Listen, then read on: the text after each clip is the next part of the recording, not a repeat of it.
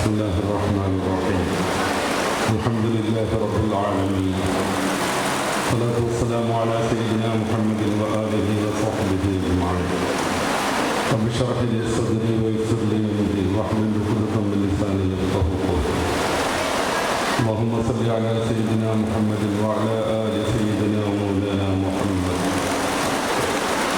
وبارك على سيدنا محمد وعلى آل سيدنا ومولانا محمد كما صليت وسلمت وباركت على سيدنا إبراهيم وعلى آل سيدنا إبراهيم في العالمين إنك حميد مجيد ومن محل ഭാരവാഹികളെ സംഘടനാ നേതാക്കളെ ഈ വിശുദ്ധമായ വേദിയിലേക്ക് എത്തിച്ചേർന്ന രക്ഷിതാക്കളെ, സഹോദരന്മാരെ, വിദ്യാർത്ഥികളെ, ഇതുപോലെയുള്ള വിജ്ഞാനത്തിൻ്റെയും ആത്മീയതയുടെയും എല്ലാ വേദിയുടെയും സജീവ സാന്നിധ്യങ്ങളായ ഉമ്മമാരെ, സഹോദരിമാർ, ഇൻഷാ അല്ലാഹ് അല്ലാതെ നിർമ്മിപ്പിക്കാതെ ഏതാനും ചില കാര്യങ്ങൾ മാത്രം സൂചിപ്പിച്ച് നമുക്ക് ദുആ ചെയ്തിട്ട് ചെയ്യാം. അല്ലാഹു നമ്മെ ഖബൂലാക്കുമാറാവട്ടെ. ഇവിടെ ഒരുമിച്ച് കൂടിയതുപോലെ ജന്നത്തുൽ ഫിർദൗസ് മാതാപിതാക്കളോടൊപ്പം, ഭാര്യ സന്താനങ്ങളോടൊപ്പം, കൂട്ടുകാരോടൊപ്പം, ബന്ധുമിത്രാദികളോടൊപ്പം ഒരുമിച്ച് കൂടാൻ അല്ലാഹു നമുക്ക് തൗഫീഖ് നൽകുമാറാവട്ടെ. റസൂൽ സല്ലല്ലാഹു അലൈഹി വസല്ലം തങ്ങളുടെ 1500 ജന്മദിനവുമായി ബന്ധപ്പെട്ട് ലോകത്തിൻ്റെ വിവിധ ഭാഗങ്ങളിൽ ഇതുപോലെയുള്ള വിജ്ഞാനത്തിൻ്റെയും സ്നേഹത്തിൻ്റെയും ഇഷ്കിൻ്റെയും വേദികൾ ധാരാളമായി നടന്നുകൊണ്ടിരിക്കുന്നു. നമ്മുടെ നാട്ടിൽ വിവിധ രീതികളിൽ ഹബീബായ നബി സല്ലല്ലാഹു അലൈഹി വസല്ലം തങ്ങളുടെ മൗലിദ് സന്തോഷപൂർവ്വം സാഘോഷം നമ്മളൊക്കെ കൊണ്ടാടിയിട്ടുണ്ട്. എന്തുകൊണ്ടാണ് ഹബീബായ റസൂൽ സല്ലല്ലാഹു അലൈഹി വസല്ലം തങ്ങൾ ഇത്രമേൽ പുകഴ്ത്തപ്പെടുന്നത്? എന്തുകൊണ്ടാണ് റസൂലുള്ളാഹി സല്ലല്ലാഹു അലൈഹി വസല്ലം തങ്ങൾ പുകഴ്ത്തുന്നതോടൊപ്പം പല കോണുകളിൽ നിന്ന് വിമർശിക്കപ്പെടുന്നത്? എന്താണ് നബി സല്ലല്ലാഹു അലൈഹി വസല്ലം തങ്ങളുടെ സ്ഥാനം? അവിടുന്ന് ലോകത്തിന് പഠിപ്പിച്ച ധാർമ്മിക രീതികൾ എന്തൊക്കെയാണ്? അവ പുതിയ കാലത്ത് പ്രസക്തമാണോ? നേരത്തെ നമ്മുടെ സഹോദരൻ സൂചിപ്പിച്ചതുപോലെ ഹബീബായ നബി സല്ലല്ലാഹു അലൈഹി വസല്ലം തങ്ങളുടെ ആദർശത്തെ പലവിധേന എന്നുവെച്ചാൽ നബി പഠിപ്പിച്ച യഥാർത്ഥ ഇസ്ലാമിനെ കളങ്കപ്പെടുത്തി ഇസ്ലാമിനെ അവതരിപ്പിക്കുന്നവർ, പരിശുദ്ധ ഇസ്ലാമിനെ തന്നെ എതിർത്ത് മതവിരുദ്ധരായി ജീവിക്കുന്നവരും എന്തൊക്കെയാണ് അവരുടെ ഈ പുതിയ പ്രചാരണങ്ങൾ കൊണ്ട് അർത്ഥമാക്കുന്നത്? സല്ലല്ലാഹു അലൈഹി വസല്ലം തങ്ങൾ നമ്മുടെ ജീവിതത്തേക്ക് നമ്മൾ എങ്ങനെയൊക്കെയാണ് കൊണ്ടുവരേണ്ടത്? ഇത്തരം കാര്യങ്ങൾ നമ്മൾ ധാരാളമായി ചർച്ച ചെയ്തിട്ടുണ്ട്. ഇനിയും അതിൻ്റെ പ്രസക്തിയുണ്ട്. എൻ്റെ പ്രിയപ്പെട്ട സഹോദരന്മാരോട്, പ്രിയപ്പെട്ട സഹോദരിമാരോട് ആമുഖമായി ഓർമ്മപ്പെടുത്താനുള്ളത്, ആവർത്തിച്ച് പറയാൻ സമയം കുറവാണ് എന്നത്, വളരെ കാര്യമാത്ര പ്രസക്തമായത് മാത്രം സൂചിപ്പിച്ച് റസൂലുള്ളാഹി സ്വല്ലല്ലാഹു അലൈഹി വസല്ലം തങ്ങളാകുന്ന മഹാവിപ്ലവത്തെ നമ്മൾ കേട്ടതിലും കണ്ടതിലും അധികം മനസ്സിലാക്കാനുള്ള ചില സൂചനകൾ മാത്രം മുന്നിൽ വെച്ച് ഞാൻ എൻ്റെ വാക്കുകൾ അവസാനിപ്പിക്കും. അല്ലാഹു നമ്മെ ഖബൂലാക്കുമാറാവട്ടെ. ഹബീബായ നബി സല്ലല്ലാഹു അലൈഹി വസല്ലം തങ്ങളുടെ ജനനം, അവിടുന്ന് ഇങ്ങോട്ട് കടന്നു വന്നത്, പ്രവാചകരായി നിയോഗിതരായത് ഒന്നും യാദൃച്ഛികമല്ലായിരുന്നു എന്ന് നമുക്കറിയാം. ഏതോ പൊടുന്നനെ ഏതോ ഒരു സന്ദർഭത്തിൽ ജിബ്രീൽ അലൈഹിസ്സലാത്തു വസ്സലാം വഹയുമായി വന്നു. അത് ആർക്കെങ്കിലും നൽകണ്ടേ എന്ന് കരുതിയിട്ട് റസൂൽ സല്ലല്ലാഹു അലൈഹി വസല്ലം തങ്ങൾക്ക് നൽകി. അല്ലെങ്കിൽ ചില മതവിരുദ്ധരായ മുസ്ലിം കക്ഷികൾ പറയുന്നത് പോലെ മറ്റാരെയോ തേടി ജിബ്രീൽ അലൈഹിസ്സലാം വന്നതായിരുന്നു. അദ്ദേഹത്തിന് ഒരു കയ്യബദ്ധം സംഭവിച്ച് പ്രവാചകത്വം മുഹമ്മദ് നബി സല്ലല്ലാഹു അലൈഹി വസല്ലം തങ്ങൾക്ക് നൽകേണ്ടി വന്നു. ഇങ്ങനെയുള്ള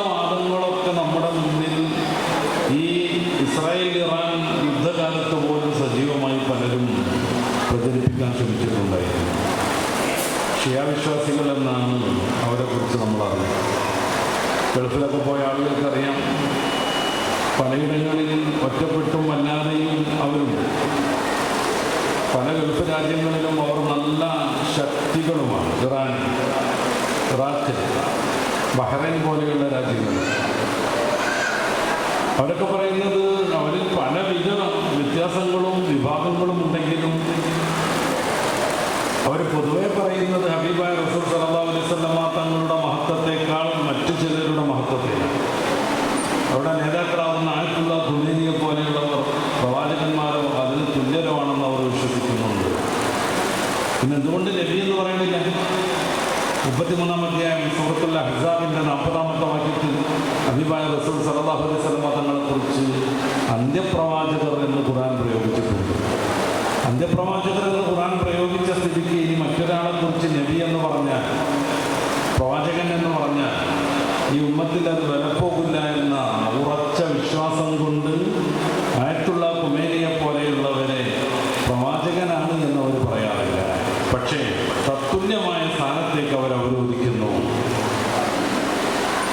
എൻ്റെ പ്രിയപ്പെട്ട സഹോദരന്മാരോട് സഹോദരിമാരോട് എനിക്ക് ഓർമ്മപ്പെടുത്താനുള്ളത്, നമ്മുടെയൊക്കെ ജീവിതത്തിൽ വരുന്നൊരു വലിയ അബദ്ധത്തെക്കുറിച്ച്.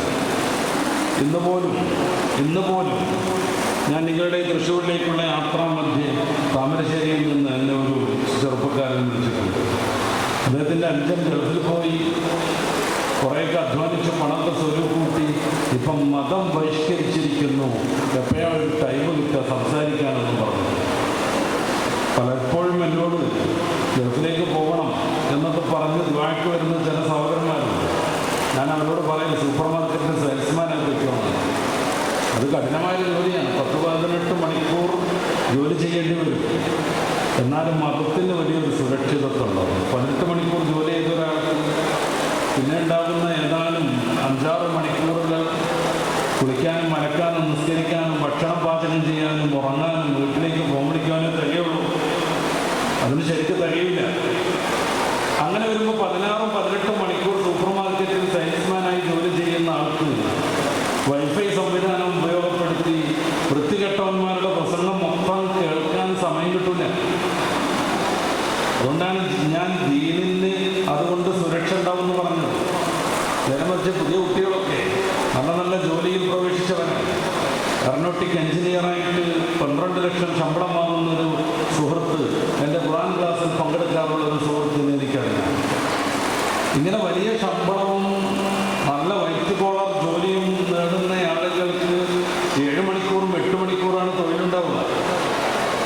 ബാക്കി ദിവസത്തിൻ്റെ മണിക്കൂറുകൾ മുഴുവനും അവരുടെ മുമ്പിൽ ഫ്രീ ആണ്. നമ്മുടെ നാട്ടിലൊക്കെ 1 GB 2 GB കഴിഞ്ഞാൽ ഫോണ് വട്ടം കിട്ടാൻ തുടങ്ങും. അവിടെ അങ്ങനത്തെ ഒരു പരിപാടിയില്ല. എല്ലാ കമ്പനിയിലും ധാരാളമായി വൈഫൈ സംവിധാനങ്ങളുണ്ടാകുന്നു. ഈ ചങ്ങാതിമാരെന്താ ചെയ്യുന്നത്?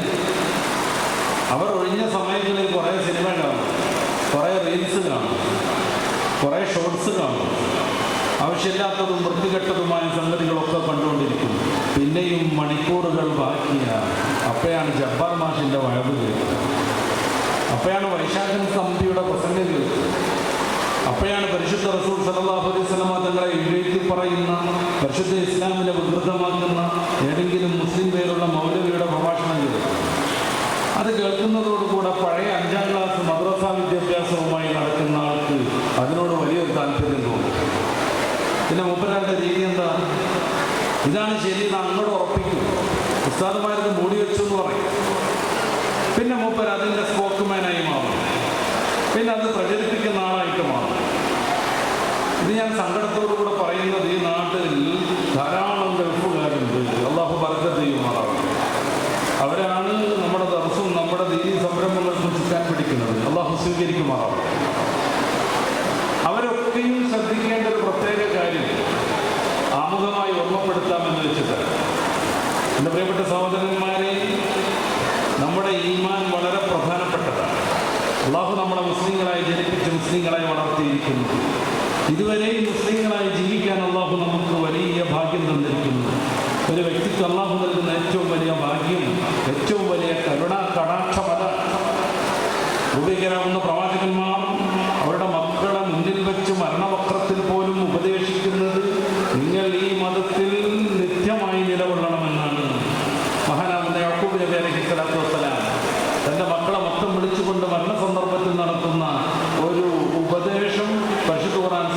ബഖറയുടെ 130 മുതലുള്ള വചനങ്ങളിൽ ഉദ്ധരിക്കുന്നുണ്ട്. മഹാനുഭാവൻ തൻ്റെ മക്കൾ ഒരുമിച്ച് കൂട്ടി. എന്നിട്ട് എല്ലാവരോടുമായിട്ട് പറയുന്നു, യാ ബുനയ്യ ഇന്നല്ലാഹ അസ്തഫാ ലക്കുമുദ്ദീൻ, മക്കളെ, അല്ലാഹു നിങ്ങൾക്ക് മതത്തെ, ഇസ്ലാമിനെ ദീനായി തെരഞ്ഞെടുത്ത് തന്നിട്ടുണ്ട്. വലാ തമുത്തുന്ന ഇല്ലാ വഅൻതും മുസ്ലിമൂൻ, ഇനി മുസ്ലിങ്ങളായിട്ടല്ലാതെ നിങ്ങൾ മരിക്കരുത്.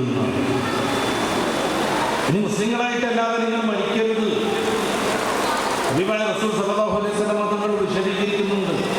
കുറേ ആളുകൾ മുഅ്മിനീങ്ങളായി ജനിക്കും, മുഅ്മിനീങ്ങളായി വളരും. അവരുടെയും സ്വർഗത്തിൻ്റെയും ഇടയിൽ ഒരു മുഴം മാത്രം ശേഷിക്കെ ദീനിൽ നിന്ന് പുറത്തു പോകുന്ന എന്തെങ്കിലും വൈകൃതങ്ങൾ ചെയ്യും, പറയും, വിശ്വസിക്കും. അങ്ങനെ അവർ നരകത്തിലെ നിത്യവാസികളായി പോകും. അല്ലാഹു നമ്മെ കാത്തു രക്ഷിക്കുമാറാവട്ടെ. മുഅ്മിനീങ്ങളായി ജനിച്ചു, മുഅ്മിനീങ്ങളായി വളർന്നു, മുഅ്മിനീങ്ങളായി ജീവിച്ച് സ്വർഗത്തിൻ്റെയും അവരുടെയും ഇടയിൽ ഒരു മുഴം മാത്രം മരണപ്പെട്ട സ്വർഗത്തിലേക്ക് അടുത്തു നിൽക്കുന്നവർ. പക്ഷേ ഏറ്റവും ദുരന്തപൂർണമായ ഒരു നിമിഷം അവരുടെ ജീവിതത്തിൽ സംഭവിക്കും. മതത്തിൽ നിന്ന് തെറിച്ചു പോകുന്ന പ്രവൃത്തികളുണ്ട്, വാക്കുകളുണ്ട്, വിശ്വാസങ്ങളുണ്ട്. അതേതെങ്കിലുമൊക്കെ അവരുടെ ജീവിതത്തിലേക്ക് അവർ കൊണ്ടുവരും. ആ ദുർബല നിമിഷത്തിൽ അവർ മതത്തിൽ നിന്ന് തെന്നി മാറും, നരകത്തിൽ നിത്യവാസികളായി തീരുകയും ചെയ്യും. എൻ്റെ പ്രിയപ്പെട്ട സഹോദരന്മാർ, ആലോചിച്ച് നോക്കുക. ഇസ്ലാമാകുന്ന വലിയ നിഅമത്തിനെ കുറിച്ചാണ് യാക്കൂബ് നബി അലൈഹിസ്സലാം തൻ്റെ മക്കളെ ഉദ്ബോധനാക്കുന്നത്. ലാ തമൂതുന്ന ഇല്ലാ വഅൻതും മുസ്ലിമൂൻ, മുസ്ലിങ്ങളായിട്ടല്ലാതെ നിങ്ങൾ മരിച്ചു പോകരുത്. ഈ ഉപദേശത്തിൻ്റെ മുന്നെയായി 2 കാര്യങ്ങൾ ഖുർആൻ പറയുന്നുണ്ട്. ഒന്ന്, അം കുൻതും ശുഹദാഅ ഇദ് ഹദറ യാക്കൂബൽ മൗത്ത്, യാക്കൂബ് നബിക്ക് മരണമെത്തുന്ന സന്ദർഭത്തിൽ നിങ്ങൾ അവിടെ ഉണ്ടായിരുന്നു എന്ന് നമ്മളോട് ചോദിക്കുക. റബ്ബിനറിയാം നമ്മളവിടെ ഇല്ല. പിന്നെ എന്തിനാ ചോദിക്കുന്നത്? നിങ്ങളില്ല എന്നത് ശരി, പക്ഷേ നിങ്ങളത് അറിയാതിരിക്കരുത്. നിങ്ങളന്ന് ജീവിച്ചിരിക്കുന്നില്ല എന്നത് കട്ടായം. പക്ഷേ യാക്കൂബ് നബി തൻ്റെ മക്കളോട് പറഞ്ഞ കാര്യം നിങ്ങൾ ഉൾക്കൊള്ളാതെ പോകരുത്. രണ്ടാമതായി ഖുർആൻ ഒന്നുകൂടെ പറയുന്നുണ്ട്, ഇബ്രാഹിം ബനി, ഇതേ കാര്യം ഇബ്രാഹിം നബി തൻ്റെ മക്കളോട് ഉപദേശിച്ചിട്ടുണ്ട്. ഇതേ കാര്യം ഇബ്രാഹിം നബി അലൈഹിസ്സലാത്തു വസ്സലാം തൻ്റെ മക്കളോട് ഉപദേശിച്ചിട്ടുണ്ട്. എന്താണ്? ലാ തമൂതുന്ന ഇല്ലാ വഅൻതും മുസ്ലിമൂൻ, മുസ്ലിങ്ങളായിട്ടല്ലാതെ മരിക്കരുത്. അതോടുകൂടെയാണ് ജീവിതം സാർത്ഥകമാകുന്നത്. അതോടുകൂടെയാണ് നമ്മുടെ അഭിലാഷങ്ങൾ പൂർണ്ണമാകുന്നത്. നേരെമറിച്ച് എത്ര വിശുദ്ധരായി ജീവിച്ചാലും മുസ്ലിമായിട്ടല്ലാതെ മരിക്കുന്നതോടുകൂടെ നിത്യമായ പരാജയത്തിലേക്ക് അവരെത്തിച്ചേരുന്നു. ഗൾഫിൻ്റെ സൗകര്യങ്ങൾ ഉപയോഗപ്പെടുത്തി ഫോണും കമ്പ്യൂട്ടറും തുറന്നു വെച്ച് മതത്തിൽ നിന്ന് തെറ്റിക്കുന്ന ഓരോരുത്തരുടെ പ്രഭാഷണം കേട്ട് മനസ്സ് മരവിച്ച് ചിന്താശൂന്യരായി മതത്തിൽ നിന്ന് തെറിച്ചു പോകുന്ന കുറേ ആളുകൾ നമ്മൾ കാണേണ്ടി വരുന്നു. എൻ്റെ പ്രിയപ്പെട്ട സഹോദരന്മാരോട് ഓർമ്മിപ്പിക്കാനുള്ളത്, അള്ളാഹു നൽകിയ ഏറ്റവും വലിയ നിഅമത്താണ് പരിശുദ്ധ ഇസ്ലാം. അത് കൈമോശം വന്നു പോകരുത്. ഒരു പരിഹാസം കൊണ്ട് ഇതിൽ നിന്ന് പുറത്തു പോകും. ഇസ്ലാമിൻ്റെ ഒരു സംരംഭത്തെ നമ്മൾ പരിഹസിക്കുന്നതോടുകൂടെ മതത്തിൽ നിന്ന് തെറിക്കും. പങ്കു കൊടുക്കുന്ന സമയത്തിൽ എന്താ കുറുക്കൻ ഓലിയിടുന്നു പരിഹസിക്കാൻ വേണ്ടി നമ്മൾ പറഞ്ഞിട്ടുണ്ടെങ്കിൽ ചിലപ്പോൾ ഇതിൽ നിന്ന് പുറത്തു പോകും. എന്തുകൊണ്ട്? പരിശുദ്ധ ദീനിൻ്റെ അടയാളമായി അറിയപ്പെട്ട ഏതെങ്കിലും ഒന്നിനെ അപഹസിക്കുക എന്ന് വെച്ചാൽ ഈ മതത്തിൻ്റെ സംവിധായകനെ അപഹസിക്കലാണ്. ഈ മതത്തിൻ്റെ പ്രചാരകനാവുന്ന മുഹമ്മദ് റസൂൽ സല്ലല്ലാഹു അലൈഹി വസല്ലം തങ്ങളെ അപഹസിക്കലാണ്. നമ്മളേതൊക്കെ കേൾക്കണം, നമ്മളെന്തൊക്കെ പഠിക്കണം, നമ്മളെന്തൊക്കെ മനസ്സിലാക്കണം, അതിൻ്റെ കൃത്യമായ മാനദണ്ഡമുണ്ട്. എതിർസ്വരങ്ങൾ നമ്മൾ കേൾക്കാൻ പറ്റും. അതിൻ്റെ ശക്തിയും ശേഷിയുമുള്ളവർ കേൾക്കണം. നമ്മുടെ വലിയ പണ്ഡിതന്മാർ കേൾക്കും രവിചന്ദ്രൻ സിയുടെ പ്രഭാഷണം. നമ്മുടെ വലിയ പണ്ഡിതന്മാർ വായിക്കും വൈശാഖൻ തമ്പിയുടെ ഭാഗങ്ങൾ അല്ലെങ്കിൽ പുസ്തകങ്ങൾ. അല്ലാതെ ഓരോരുത്തരും ഒരു കൗതുകത്തിന് അതിലേക്ക് വായിക്കാൻ നിന്നാൽ ഇന്നെനിക്ക് വന്ന കോള് പോലെയുള്ള കോളുകൾ ഇനിയും വരും. ഇത് ഒറ്റപ്പെട്ട കോളല്ലേ, ഇതൊറ്റപ്പെട്ട കോളേ തന്നെ. നിരവധി ആളുകൾ മതത്തെ വെല്ലുവിളിച്ചുകൊണ്ട് വിജയക്കാരായി മാറുന്നു. കുറേ ആളുകൾ ബുദ്ധിശൂന്യരാകുന്ന യുക്തിവാദികളായി മാറുന്നു. റസൂലുള്ളാഹി സ്വല്ലല്ലാഹു അലൈഹി വസല്ലം തൻ്റെ വിദ്യാർത്ഥികൾക്കിടയിലൂടെ കടന്നു പോയിക്കൊണ്ടിരിക്കുമ്പോൾ ഫാറൂഖ് റളിയല്ലാഹു അൻഹു എന്തോ ഒരു പൗരാണിക പുസ്തകം വായിക്കുന്നത് ശ്രദ്ധയിൽപ്പെട്ടു. സല്ലല്ലാഹു അലൈഹി വസല്ലം തങ്ങൾ ചോദിച്ചു, എന്താ ഉമർ താങ്കളുടെ കയ്യിൽ? അഭിമാനപൂർവ്വം സന്തോഷത്തോടുകൂടെ സയ്യിദുനാ ഉമർ ഫാറൂഖ് റളിയല്ലാഹു അൻഹു തൗറാത്തുല്ലദീ ഉൻസില അലാ മൂസാ നബിക്ക് അവതീർണമായ തൗറാത്ത് എന്ന് റസൂലുള്ളാഹി സ്വല്ലല്ലാഹു അലൈഹി വസല്ലം തങ്ങളോട് പ്രതികരിക്കുക. ഉമർ ഫാറൂഖ് തങ്ങൾ പറഞ്ഞത് മുത്തറസൂലിൻ്റെ അഭിനന്ദനം കിട്ടുന്നതിനെയാണ്. മൂസാ നബിയുടെ തൗറാത്തൊക്കെ പഠിച്ച് മനസ്സിലാക്കുന്നവരാണ് എന്ന രീതിയിൽ അതീപോലെ പുകഴ്ത്തുമെന്ന് കരുതിയാവണം റസൂലുള്ളാഹി സ്വല്ലല്ലാഹു അലൈഹി വസല്ലം തങ്ങളുടെ പ്രിയപ്പെട്ട കൂട്ടുകാരൻ അങ്ങനെ ഒരു മറുപടി പറയുന്നത്. വിധങ്ങൾ വല്ലാതെ ദേഷ്യപ്പെട്ടു. അവിടുത്തെ മുഖം തുടുത്തു, ചുമന്നു, വറച്ചു. വളരെ ഗൗരവത്തിൽ ഹബീബായ റസൂൽ സ്വല്ലല്ലാഹു അലൈഹി വസല്ലം സയ്യിദുനാ ഉമർ ഫാറൂഖ് തങ്ങളോട് ചോദിക്കുന്നു, മുഹമ്മദിന് അവതീർണമായ ഖുർആൻ പോലെ താങ്കൾക്ക്, മുഹമ്മദ് നബിക്ക് അവതീർണമായ ഖുർആൻ പോലെ താങ്കൾക്ക്? കാര്യത്തിന്റെ ഗൗരവം മനസ്സിലാക്കിയ സയ്യിദുനാ ഉമർ ഫാറൂഖ് തങ്ങൾ ഖുർആൻ മാറ്റി വെച്ചിട്ട് തന്റെ രണ്ട് മുട്ടുകാലിൽ കുനിഞ്ഞു നിന്നിട്ട് രണ്ട് കൈയും പൊക്കി പിടിച്ചിട്ട് ആമന്നാ ബില്ലാഹി റബ്ബൻ വബിൽ ഇസ്ലാമി ദീനൻ വബിമുഹമ്മദിൻ നബിയ്യ എന്ന് ഉറക്കെ പ്രഖ്യാപിക്കുന്നത് ഫത്ഹുൽ ബാരിയുടെ 27-ാം വാള്യം അവസാന ഭാഗത്ത് ബഹുമാന്യരാകുന്ന ഹാഫിദ് ഇബ്നു ഹജർ അസ്ഖലാനി ചർച്ച ചെയ്യുന്നുണ്ട്. സയ്യിദുനാ ഉമർ ഫാറൂഖ് തങ്ങൾ പഴച്ചു വന്നെത്തിയിട്ടാണ് മുത്തറസൂൽ ഇങ്ങനെ ശോഭിച്ചത്. ഉമർ ഫാറൂഖ് തങ്ങൾ പഴച്ചു വന്ന മുത്തറസൂലിന് നേരിയ സംശയം പോലും ഇല്ല. അതുകൊണ്ടാണ് സ്വർഗത്തിൽ പോകുന്ന 10 പേരുടെ നോട്ടീസ് പുറത്തിറക്കിയപ്പോൾ രണ്ടാമതായി ഉമറും ഫിൽ ജന്ന എന്ന് മുത്തറസൂൽ സ്വല്ലല്ലാഹു അലൈഹി വസല്ലം തങ്ങൾ പറയുന്നത്. ലൗ കാന ബഅദി നബിയ്യുൻ ലകാന ഉമർ, എൻ്റെ ശേഷം ഒരു പ്രവാചകൻ വരുമെങ്കിൽ അത് ഉമറായിരിക്കുമെന്ന് മുത്തറസൂൽ സൈറ്റിഫൈ ചെയ്തിട്ടുണ്ട്.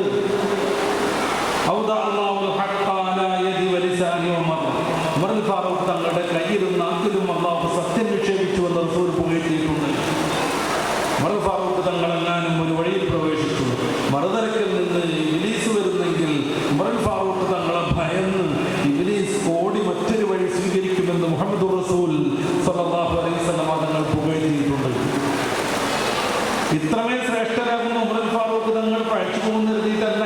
റസൂലുള്ളാഹി സ്വല്ലല്ലാഹു അലൈഹി വസല്ലം തങ്ങൾ തൗറാത്ത് വായിച്ച സന്ദർഭത്തിൽ ഉമർ ഫാറൂഖ് തങ്ങളെ ഇത്രമേൽ ഗൗരവത്തിൽ തിരുത്തുന്നതും തൗറാത്ത് മാറ്റിവെക്കാൻ കൽപ്പിക്കുന്നതും. പിന്നെയോ നമ്മളെപ്പോലെയുള്ളവർ പഴക്കരുതെന്ന് കരുതിയിട്ട് ഗൾഫിൽ റൂമിൽ നിന്ന് വിശാലമായ നെറ്റ് സംവിധാനം ഉപയോഗപ്പെടുത്തിയിട്ട് പിന്നെയും പിന്നെയും പിന്നെയും വൃത്തികെട്ട പ്രഭാഷണങ്ങൾ കേൾക്കരുതെന്ന് കരുതിയിട്ട്, അങ്ങനെ വഴി പഴക്കരുതെന്ന് കരുതിയിട്ട് ഹബീബായ റസൂലിനെ കുറിച്ചും പരിശുദ്ധ ദീനിനെ കുറിച്ചും തെറ്റായ വിശ്വാസങ്ങൾ നമ്മുടെ മനസ്സിൽ വന്നുപെടരുത് എന്നതിനെ കുറിച്ച് ധാർമ്മിക വിഷയങ്ങളിലേക്ക് ഞാൻ കടക്കണില്ല. ഗൾഫിൽ നിന്നൊരു പിതാവിനെ വിളിച്ചു, ഏത് രാജ്യമെന്നൊന്നും ഞാൻ പറയുന്നില്ല, ചിലപ്പോൾ വന്നത് നമ്മുടെയൊക്കെ മുന്നിലെത്തിപ്പെട്ടുള്ളൂ. ഞാൻ പറയുന്നത്, ഞാൻ ടിക്കറ്റ് എടുക്കാം, ഞാൻ വിസ തരാം, 2 ആഴ്ചക്കുള്ള ചെലവുകളെല്ലാം ഞാൻ നിർവഹിക്കാം, ഒന്ന് കയറി വരാമോ എന്നോട് ചോദിച്ചത്. ഞാൻ കൗതുകത്തോടുകൂടെ അന്വേഷിച്ചു എന്താ കാര്യം. അദ്ദേഹം കരയാൻ തുടങ്ങി, തേങ്ങി കരഞ്ഞു. അദ്ദേഹത്തിന് വാക്ക് കിട്ടാതെയായി. ആ മനുഷ്യൻ എന്നോട് പറയുന്നത്, ഞാൻ എൻ്റെ 2 മക്കളെ ഗൾഫിലേക്ക് കൊണ്ടുവന്നു. ഒരാൾ MDMA അഡിക്റ്റായി. ഞാൻ അയാളെ തിരുത്താൻ ശ്രമിച്ചു. പക്ഷെ അപ്പോഴേക്ക് അവൻ്റെ അനുജനും MDMA എന്ന മാരകമായ സിന്തറ്റിക് രാസവസ്തുവിൻ്റെ അടിമയായി തീർന്നു. 2 പേരും ബോധമില്ലാതെ നടക്കുന്നു. കൃത്യമായ ഇടവേളകളിൽ അവർക്ക് ഈ സാധനം ഉപയോഗിക്കാൻ കിട്ടിയിട്ടില്ലെങ്കിൽ അവർ വൈലൻ്റാകും. ആരെയൊക്കെ എന്തൊക്കെ ചെയ്യാന്നുള്ളത് യാതൊരു ബോധമില്ലാതെ വരുന്നു. അതുകൊണ്ട് നിങ്ങളൊന്ന് വന്നിട്ട് അവരൊന്ന് ശരിയാക്കി തരുമെന്നാണ് അയാൾ എന്നോട് അപേക്ഷിക്കുന്നത്. ആ പാവപ്പെട്ട പിതാവിൻ്റെ മനസ്സിൻ്റെ നൊമ്പരം എനിക്ക് മനസ്സിലാക്കാൻ പറ്റി. പക്ഷെ ഞാൻ അദ്ദേഹത്തോട് പറഞ്ഞു, ഞാനല്ല ഒരു ക്ലിനിക്കൽ സൈക്കോളജിസ്റ്റ് വന്നാൽ പോലും ഒരാഴ്ച കൊണ്ട് അവരെ ഭംഗിയിൽ നന്നാക്കിയെടുക്കാൻ കഴിയില്ല.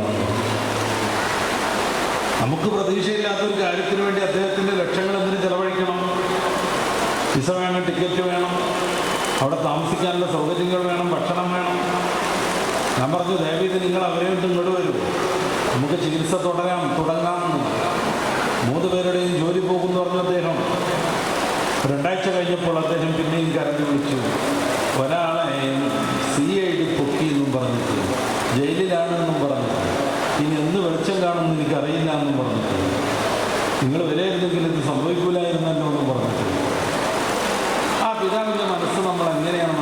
നടക്കണ്ടേ?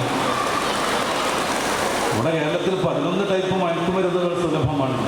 ഞാൻ അങ്ങോട്ട് കിടക്കണില്ല. ഹബീബായ റസൂൽ സല്ലല്ലാഹു അലൈഹി വസല്ലം തങ്ങളുടെ ആദർശം പറയുമ്പോൾ, അതിൻ്റെ സർവ്വകാലത്തും പറയുമ്പോൾ, അതിൻ്റെ സർവാതിശായിത്വം പറയുമ്പോൾ പറ്റിയെങ്കിൽ നമുക്ക് അങ്ങോട്ട് പോകണം.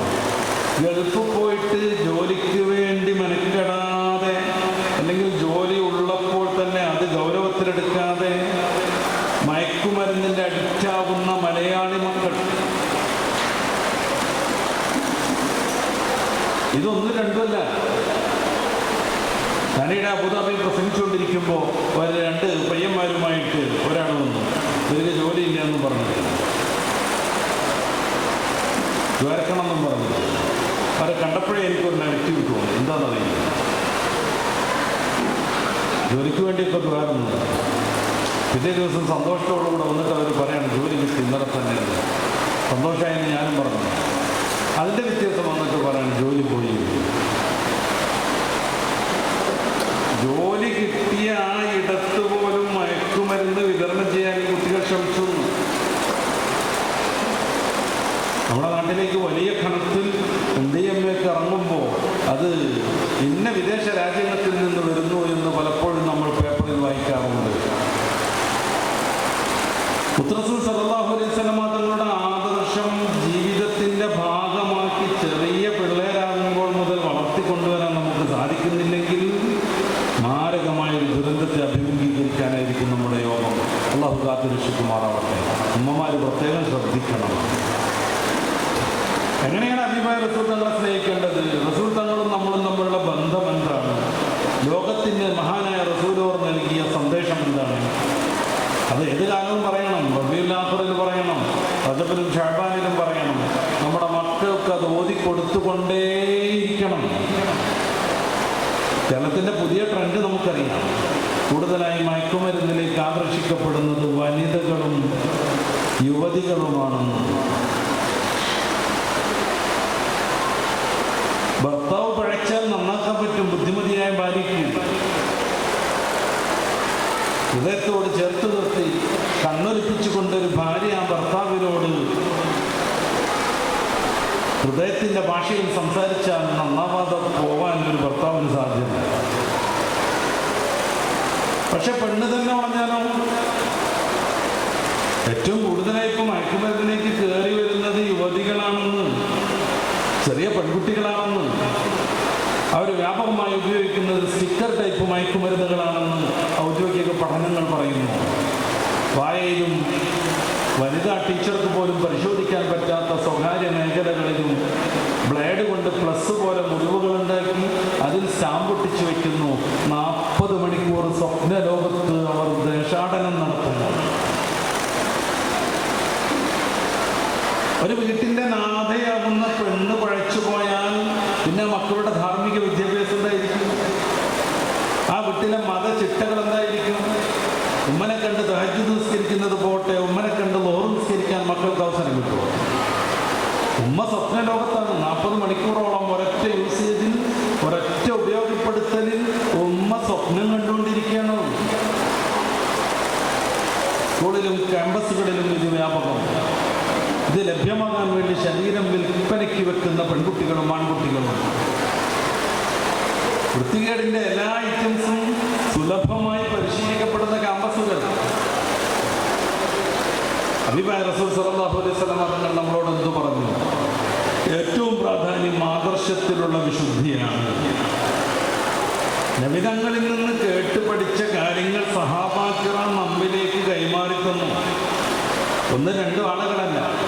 പാപം ചെയ്യാത്തവർക്കല്ലറിയട്ടെ എന്ന് പണ്ടൊരു ഗുരു പറഞ്ഞപ്പോൾ തലതാഴ്ത്തിയിരുന്നിട്ട് വ്യഭിചാരം ചെയ്ത പെണ്ണിനെ പിടിച്ചുകൊണ്ട് മുന്നിൽ നിർത്തി ഗുരു ഇവൾ വ്യഭിചരിച്ചുവെന്ന് അദ്ദേഹത്തെ ഓർമ്മപ്പെടുത്തിയിട്ട് അദ്ദേഹം എന്ത് ശിക്ഷ വിധിക്കുമെന്ന് പരിശോധിക്കാനും പരീക്ഷിക്കാനും വേണ്ടി പണ്ടൊരു ഗുരുവിൻ്റെ മുൻപിൽ കുറേ ആളുകൾ വട്ടം കൂടി നിന്നു. അദ്ദേഹം തലതാഴ്ത്തി പിടിച്ചെന്തോ എഴുതുന്നുവെന്ന് ബൈബിൾ പരിചയപ്പെടുത്തുന്നുണ്ട്. എന്നിട്ട് അദ്ദേഹം പ്രഖ്യാപിച്ചു, പാപം ചെയ്യാത്തവർക്കല്ല അറിയട്ടെ. കുറച്ചു കഴിഞ്ഞ് അദ്ദേഹം തല ഉയർത്തി നോക്കുമ്പോൾ വ്യഭിചരിച്ച് പിടിക്കപ്പെട്ട പെണ്ണ് മാത്രമുണ്ട് മുന്നിൽ. സ്ത്രീയെ അവരെല്ലാം എവിടെ പോയെന്ന് അദ്ദേഹം ചോദിക്കുന്നു. സ്ത്രീ നബി പറഞ്ഞു അവരെല്ലാവരും പോയി ഗുരു എന്ന്. ഹബീബായ റസൂൽ സല്ലല്ലാഹു അലൈഹി വസല്ലമ തങ്ങൾ പാപം ചെയ്യാത്തവർ കല്ലെറിയട്ടെ എന്നൊരാജ്ഞ പുറപ്പെടുവിച്ചാൽ കല്ലെറിയാൻ ആത്മാർത്ഥതയും തൻ്റെ ഇടവും യോഗ്യതയുമുള്ള ലക്ഷക്കണക്കിന് അനുയായികളെ സൃഷ്ടിച്ചാൽ ഈ ലോകത്തിൽ നിന്ന് ഇവിടെ പറഞ്ഞത്. 1-2 ആളുകളല്ല, ലക്ഷക്കണക്കിന് ആളുകൾ മുത്തറസൂലിന്റെ ചാണിന് ചാണായി പിന്തുടർന്നവർ, ഹബീബായ റസൂലിന് വേണ്ടി ശരീരവും ആത്മാവും ദാനം ചെയ്തവർ. മഹാനായ തൽഹത്ത് ബിൻ ഉബൈദില്ലാഹ് റളിയല്ലാഹു അൻഹുവിനെ കുറിച്ച് നമുക്കറിയാം. ഉഹദിന്റെ പ്രത്യേകമായൊരു സന്ദർഭത്തിൽ വിശ്വാസികൾ പലരും കൂട്ടം തെറ്റിപ്പോകുന്നു. ഇനി ഖതൽതു മുഹമ്മദായെന്ന് വൃത്തികെട്ടൊരു ശത്രു വിളിച്ചു പറഞ്ഞപ്പോൾ അതിൽ അവർ വല്ലാതെ വിഷമിച്ചു പോകുന്നു. മുഹമ്മദ് നബി വധിക്കപ്പെട്ടോ, ഇനി ആർക്ക് വേണ്ടി യുദ്ധം ചെയ്യണമെന്നവരുടെ അന്തരംഗം അവരോട് മന്ത്രിക്കുന്നു. അതോടുകൂടി ആയുധം താഴെയിട്ടിട്ടവർ യുദ്ധരംഗത്തിൽ നിന്ന് ഒഴിഞ്ഞു പോകുന്നു. പരിശുദ്ധ ഖുർആൻ സൂറത്ത് ആൽ ഇംറാനിലെ 144-ാമത്തെ വചനത്തിൽ അതാണ് പറയുന്നത്. ഈ പ്രത്യേകമായ സന്ദർഭത്തിൽ നബിതങ്ങളും 12 ശിഷ്യരും ഉഹദിന്റെ രണാങ്കളത്തിൽ ഒറ്റപ്പെട്ടു പോകുന്നു. ഈ അവസരം ഉപയോഗപ്പെടുത്തണമെന്ന് കരുതി ഇക്രിം ബിൻ അബീ ജഹലിന്റെ നേതൃത്വത്തിലുള്ള ഖാലിദ് ബിൻ വലീദ് റളിയല്ലാഹു അൻഹുവിന്റെ നേതൃത്വത്തിലുള്ള, അന്ന് അവർ മുശ്രിക്കുകളുടെ യുവ നേതാക്കളായിരുന്നു, നല്ലൊരു സംഘം സർവായുധ വിഭൂഷിതരായി മുത്തറസൂലിനെയും 12 ശിഷ്യരെയും വളയം വയ്ക്കുന്നുണ്ട്. സല്ലല്ലാഹു അലൈഹി വസല്ലം തങ്ങൾ അവരോട് ചോദിക്കുന്നു, ഈ ശത്രുപക്ഷത്തിൽ നിന്ന് നമ്മളെ സംരക്ഷിക്കുന്നതാരാണ്? തൽഹത്ത് ബിൻ ഉബൈദില്ല എന്ന നമ്മളെപ്പോലെ മജ്ജയും മാംസവും രക്തവുമുള്ള മക്കളും ഭാര്യയുമുള്ള, ജീവിക്കാൻ കൊതിയുണ്ടാകേണ്ട, യുദ്ധം കഴിഞ്ഞ് കാത്തിരിക്കുന്ന മക്കളെ സമീപിക്കാൻ സാധാരണഗതിയിൽ ആഗ്രഹമുണ്ടാകേണ്ട ആ ചെറുപ്പക്കാരൻ മുന്നേറ്റ് വരുന്നു. അനയാ റസൂലല്ലാഹ്, ഈ വലിയ ശത്രുപക്ഷത്തെ ഞാൻ പ്രതിരോധിക്കാം. ഹബീബായ റസൂൽ അദ്ദേഹത്തോട് മാറി നിൽക്കാൻ പറഞ്ഞു. ലാ മക്കാനക യാ തൽഹ, അങ്ങയുടെ അവസരമായിട്ടില്ല, മാറി നിൽക്കുക. വേറൊരു സഹാബി വരെ മുന്നോട്ട് വരുന്നു. അള്ളാഹുവിന്റെ റസൂലോരെ സംരക്ഷിക്കാൻ വേണ്ടി സധീരം ഉഹദിന്റെ രണാങ്കളത്ത് അദ്ദേഹം വിവിധ രീതിയിൽ വെട്ടും കുത്തുമേറ്റ് മരണപ്പെടുന്നു. ഇനി 11 പേർ. രണ്ടാമതൊരാൾ കടന്നു വരുന്നു, അദ്ദേഹം രക്തസാക്ഷിയാകുന്നു. 3-ാമനും 4-ാമനും 10-ാമനും 11-ാമനും മുഹമ്മദ് റസൂലാവുന്ന ദിവ്യപ്രകാശത്തെ സംരക്ഷിക്കാൻ ഇനി തൽഹത്ത് ബിൻ ഉബൈദില്ല മാത്രം. അവിടുന്ന് തന്നെ 2 കൈയിലും ആളെന്തുന്നു. പിന്നീട് നടന്നതൊരു മഹാത്ഭുതമാണ്. വാചാലമായ വാഗ്മയത്വം കൊണ്ട് അത് വിശദീകരിക്കാൻ കഴിയില്ല. അവിടെ വെച്ച് പേന നിലത്തുവെച്ചവരാണ് പൂർവികരാകുന്ന എഴുത്തുകാർ. പിന്നെന്ത് സംഭവിച്ചത് എന്നൊരു ചരിത്രത്തിന്റെ ഒരു മഹാത്ഭുതമാണ്. തൽഹത്ത് ബിൻ ഉബൈദില്ലാഹ് റളിയല്ലാഹു അൻഹു ആ വലിയ സംഘത്തെ ദൂരെ ഓടിച്ചു വിടുന്നു. വെച്ച് ഹബീബായ റസൂലിനെ സമീപിക്കുന്നു. തലയ്ക്ക് 2 മുറിവേറ്റ് മുൻപല്ല് പെട്ട് രക്തമൊഴുകി അവശനാകുന്ന പ്രിയ നേതാവിനെ തൻ്റെ തോളിലേക്ക് ഉഹദിന്റെ ഉച്ചിയിലേക്ക് മെല്ലെ മെല്ലെ മെല്ലെ മെല്ലെ മെല്ലെ വെച്ച് കയറുന്നു. അപ്പോഴേക്ക് ശത്രുക്കൾ വീണ്ടും സംഘടിക്കുന്നു. അവർ ഓടി വരുന്നു. റസൂലിനെ ഒരു സ്ഥലത്ത് ഇരുത്തിയിട്ട് തൽഹത്ത് ബിൻ ഉബൈദില്ലാഹ് റളിയല്ലാഹു അൻഹു പിന്നെയും അവരെ ദൂരേക്ക് പ്രതിരോധിച്ചോടിക്കുന്നു. പലവട്ടം ഇത് ആവർത്തിച്ച് ഹബീബായ റസൂൽ തങ്ങളെ ഉഹദിന്റെ മുകളിൽ ഒരു ചെറിയ പാറയിടുക്കിൽ ശത്രുക്കൾക്ക് പെട്ടെന്ന് കണ്ടെത്താൻ പറ്റാത്ത ഇടത്ത് കൊണ്ടുപോയി സുരക്ഷിതനായി വെച്ച് തൽഹത്ത് ബിൻ ഉബൈദില്ല തന്റെ ദൗത്യം നിർവഹിച്ചൊരു കുഴിയിലേക്ക് ബോധരഹിതനായി വീഴുന്നു. പരിശുദ്ധ ഖുർആൻ പറയുന്നുണ്ട് സൂറത്തുൽ അഹ്സാബിൽ, ആരെങ്കിലും ഉണ്ടോ എന്ന് വലിയൊരു പുരോഹിതൻ അന്വേഷിക്കുമ്പോൾ ഞാൻ ഹറമിൽ നിന്ന് വരുന്നു എന്ന് പറഞ്ഞ് പുരോഹിതന്റെ മുന്നിലേക്ക് ചെല്ലുന്ന തൽഹ റളിയല്ലാഹു അൻഹു അദ്ദേഹം പറയാണ്, നിങ്ങളുടെ നാട്ടിൽ ഞങ്ങളെല്ലാവരും കാത്തിരിക്കുന്ന മഹാപ്രവാചകൻ പ്രത്യക്ഷപ്പെട്ടുവല്ലോ. ഞാൻ പറഞ്ഞില്ല, ഞാൻ അറിഞ്ഞിട്ടില്ല. ആ പുരോഹിതൻ പറഞ്ഞു, താങ്കൾ അറിയാത്തത് താങ്കളുടെ നഷ്ടം. ഞങ്ങളെല്ലാവരും കാത്തിരുന്ന ആ ഒരു മഹാപ്രവാചകൻ അവിടെ വന്നിട്ടുണ്ട്. എല്ലാ സമൂഹവും കാത്തിരുന്നു ആ പ്രവാചകനെ. എല്ലാ നബിമാരും ആ പ്രവാചകനെ കുറിച്ച് സുവിശേഷം പറഞ്ഞു. എല്ലാ നബിമാരിൽ നിന്നും പടച്ച റബ്ബ് കരാറ് വാങ്ങി. മുഹമ്മദ് മുസ്തഫ തങ്ങൾ വരുമ്പോ നിങ്ങൾ ആ നബിയെ അംഗീകരിക്കണം.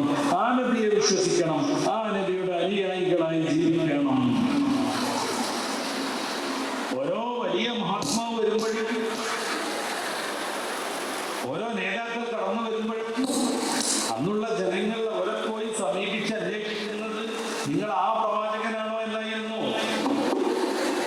നിങ്ങൾ ആ പ്രവാചകനായിരുന്നു എന്നായിരുന്നു. യോഹന്നാൻ എന്ന് പറയുന്ന യഹ്യാ നബി അലൈഹിസ്സലാം തന്റെ ദഅവത്തുമായി കടന്നു വരുന്ന രംഗം യോഹന്നാൻ സുവിശേഷത്തിന്റെ 1-ാം അധ്യായത്തിലുണ്ട്. അദ്ദേഹത്തോട് ആരാണെന്ന് ചോദിക്കാൻ വേണ്ടി ജൂതന്മാരും അന്നത്തെ പണ്ഡിതന്മാരും ചെല്ലുകയാണ്. അവരെല്ലാവരും കൂടെ സ്നാപക യോഹന്നാൻ എന്ന യഹ്യാ നബിയോട് ചോദിക്കുന്നത്, നീ യേശുവാണോ എന്നാണ്, ക്രിസ്തുവാണോ എന്നാണ്. അദ്ദേഹം പറഞ്ഞല്ല. നീ ഏലിയാവാണോ? അദ്ദേഹം പറഞ്ഞല്ല. പിന്നീട് അവർ ചോദിക്കുന്നുണ്ട്, നീ ആ പ്രവാചകനാണോ? ഏതായി ആ പ്രവാചകൻ? ഫാദർ ബെഞ്ചമിൻ ഗൽദാനി മുഹമ്മദിന്റെ ബൈബിൾ എന്ന പുസ്തകത്തിൽ, ഫാദർ അബ്ദുൽ അഹദ് ദാവൂദ് മുഹമ്മദിന്റെ പ്രിവ്യൂ ഓഫ് ബൈബിൾ എന്ന പുസ്തകത്തിൽ, വിവിധങ്ങളായ ഗ്രന്ഥങ്ങളിൽ വിവിധങ്ങളായ പഠനഭാഗങ്ങളിൽ, ഫാദർ സ്കാപ്പൻ അക്രൈസ്തവനായ യേശുവിനെ തേടി എന്ന പുസ്തകത്തിൽ ഒക്കെ വിശദീകരിച്ച് പറയുന്നു ആരാണ് ആ പ്രവാചകൻ. മുഹമ്മദ് നബി സ്വല്ലല്ലാഹു അലൈഹി വസല്ലം. ഞാൻ പറഞ്ഞല്ലേ, യാദൃച്ഛികമല്ല അവിടുത്തെ അവതരണം. മുഹമ്മദ് നബി സ്വല്ലല്ലാഹു അലൈഹി വസല്ലം. അതുകൊണ്ടാണ് യേശുക്രിസ്തു സമൂഹത്തോട് പറഞ്ഞത്, ഞാൻ പോകുന്നത് നിങ്ങൾക്ക് പ്രയോജനം, ഞാൻ പോയില്ലെങ്കിൽ സത്യത്തിന്റെ ആത്മാവ് വരില്ല. അവൻ വരുമ്പോഴോ നിങ്ങളെ സകല സത്യത്തിലും വഴി നടത്തും. സ്വന്തമായൊന്നും പറയാതെ അവൻ കേൾക്കുന്നത് പോലെ ന്യായം വിധിക്കും. ഇനിയും പറവാനുണ്ട്, നിങ്ങൾക്ക് വഹിപ്പാൻ കഴിയില്ല. സത്യത്തിന്റെ ആത്മാവ് വരുമ്പോൾ നിങ്ങൾക്ക് സകല സത്യവും അവൻ ബോധ്യപ്പെടുത്തും. അവൻ സ്വർഗത്തെക്കുറിച്ചും ന്യായവിധിയെക്കുറിച്ചും സംസാരിക്കും. യോഹന്നാന്റെ തന്നെ സുവിശേഷത്തിന്റെ 14-16 നമുക്ക് പരിശോധിക്കാം. ആരാണിത്? ഞാൻ പോകുന്നത് നിങ്ങൾക്ക് പ്രയോജനം, ഞാൻ പോയില്ലെങ്കിൽ സത്യത്തിന്റെ ആത്മാവില്ല. ഇനിയും പറവാനുണ്ട്, നിങ്ങൾക്ക് വഹിപ്പാൻ കഴിയില്ല. സത്യത്തിന്റെ ആത്മാവ് വരുമ്പോഴോ അവൻ നിങ്ങളെ സകല സത്യത്തിലും വഴി നടത്തും. പരിശുദ്ധ ഖുർആൻ സൂറത്തു അൽ മാഇദയുടെ 3-ാമത്തെ വചനത്തിൽ മുത്തറസൂൽ പ്രഖ്യാപിക്കുന്നു, അൽയൗമ അക്മൽതു ലക്കും ദീനക്കും വഅത്മംതു അലൈക്കും നിഅമതി. സകല സത്യത്തിലും വഴി നടത്തും. അവൻ സ്വന്തമായിട്ടും പറയാതെ കേൾക്കുന്നത് പോലെ ന്യായീകരിക്കും. സൂറത്തുൽ നജ്മിന്റെ 3-ാമത്തെ വചനം, മാ യൻതിഖു അനിൽ ഹവാ ഇൻ ഹുവ ഇല്ലാ വഹ്യുൻ യൂഹാ. അവൻ കേൾക്കുന്നത് പോലെ പറയുന്നു, സ്വന്തമായിട്ടും സംസാരിക്കില്ല. ഈ പ്രവാചകനെ കുറിച്ച് തൽഹത്ത് ബിൻ ഉബൈദില്ലാഹയോട് ശാമിൽ വെച്ച് അന്നത്തെ വലിയ പുരോഹിതന്മാർ പറഞ്ഞിട്ടുണ്ട്, നിങ്ങളുടെ നാട്ടിൽ ആ പ്രവാചകൻ പുറത്തു വരാനുള്ള സമയമായിട്ടുണ്ട്. ഇത് കേൾക്കുന്ന ആ സമയത്തിൽ മഹാനായ തൽഹത്ത് ബിൻ ഉബൈദില്ലാഹ് തന്റെ കച്ചവട വസ്തുക്കളൊക്കെ കൂട്ടുകാരെ ഒഴിപ്പിച്ചിട്ട് വീട്ടിലേക്ക് മടങ്ങി വരുന്നു. വീട്ടിൽ ചെന്നിട്ട് ഭാര്യയോട് ഉമ്മാനോടൊക്കെ ചോദിക്കാൻ, ഒരു നബി വന്നോ നമ്മുടെ നാട്ടിൽ? അവര് പറഞ്ഞു, ആ അബ്ദുള്ളയുടെ പുത്രൻ മുഹമ്മദില്ലേ, അദ്ദേഹം നബിയാണെന്ന് പറഞ്ഞു വന്നിട്ടുണ്ട്. നിന്റെ അടുത്ത കൂട്ടുകാരനല്ലേ അബൂബക്കർ സിദ്ദീഖ്, അദ്ദേഹം ആ മുഹമ്മദ് നബിയുടെ അനുയായിയായിട്ടുണ്ട്. നീ സിദ്ദീഖിനോട് ചോദിച്ചാൽ, അബൂബക്കറിനോട് ചോദിച്ചാൽ നിനക്ക് കാര്യങ്ങളൊക്കെ മനസ്സിലാവും. തൽഹത്തിന് വീട്ടില്ല, വെള്ളം പോലും കുടിക്കാതെ ഓടി തന്റെ പ്രിയപ്പെട്ട കൂട്ടുകാരൻ അബൂബക്കർ സിദ്ദീഖ് തങ്ങളെ കണ്ടു. സിദ്ദീഖ് റളിയല്ലാഹു അൻഹു ഇസ്ലാമിന്റെ മഹത്വം പറഞ്ഞെടുത്തു, പ്രവാചകന്റെ രീതിയും ആദർശവും ദർശനവും പറഞ്ഞെടുത്തു. ആ നിമിഷത്തിൽ സിദ്ദീഖുൽ അക്ബർ തങ്ങളുടെ കരങ്ങളാൽ പരിശുദ്ധ ഇസ്ലാമിലേക്ക് 4-ാമതായി കടന്നു വന്നു. തൽഹത്ത് ബിൻ ഉബൈദില്ലാഹ് റളിയല്ലാഹു അൻഹു സിദ്ദീഖുൽ അക്ബർ തങ്ങളുടെ കയ്യിലേക്ക് മഹാനായ അബൂ ഉബൈദ ബിൻ ജറാഹ് റളിയല്ലാഹു അൻഹു ബോധരഹിതനായ തൽഹയെ ഏൽപ്പിച്ചു കൊടുക്കുകയാണ്. തന്റെ കരം നീട്ടി പരിശുദ്ധ ഇസ്ലാമിലേക്ക് പറഞ്ഞു തരണമെന്ന് പറഞ്ഞ് മഹാനായ തൽഹത്ത് ബിൻ ഉബൈദില്ലയെ കണ്ടിട്ട് സിദ്ദീഖുൽ അക്ബർ തങ്ങൾ വല്ലാതെ കരയാണ്. അദ്ദേഹത്തിന്റെ ശരീരത്തിൽ 70-ലധികം വെട്ടുണ്ടായിരുന്നു, മുറിവുണ്ടായിരുന്നു, അമ്പേറ്റ അടയാളങ്ങളുണ്ടായിരുന്നു. അദ്ദേഹത്തിന്റെ വിരലുകൾ പലതും കാണാനില്ലായിരുന്നു. മുത്തറസൂൽ സ്വല്ലല്ലാഹു അലൈഹി വസല്ലം തൽഹയ്ക്ക് അന്നൊരു ഓമനപ്പേരിട്ടു, ഷഹീദുൻ യംശി അലൽ അർള്. ജീവിക്കുന്ന രക്തസാക്ഷി. ജീവിക്കുന്ന രക്തസാക്ഷി. അത്രമേൽ പീഡനം സഹിച്ചു, അത്രമേൽ ബുദ്ധിമുട്ടി. അങ്ങനെയാണ് റസൂലുള്ളാഹി സ്വല്ലല്ലാഹു അലൈഹി വസല്ലം തങ്ങളെ അവർ സംരക്ഷിച്ചത്. ഈ റസൂലിനെ കുറിച്ചുള്ള അക്രമങ്ങൾ പോട്ടെ, റസൂൽ സ്വല്ലല്ലാഹു അലൈഹി വസല്ലം തങ്ങൾക്കെതിരെയുള്ള ഒരു ആരോപണം പോലും സഹിക്കാൻ വയ്യാതെ അതിനുവേണ്ടി മാത്രം ജീവൻ സമർപ്പിച്ചവർ സഹാബികളുടെ കൂട്ടത്തിലുണ്ട്.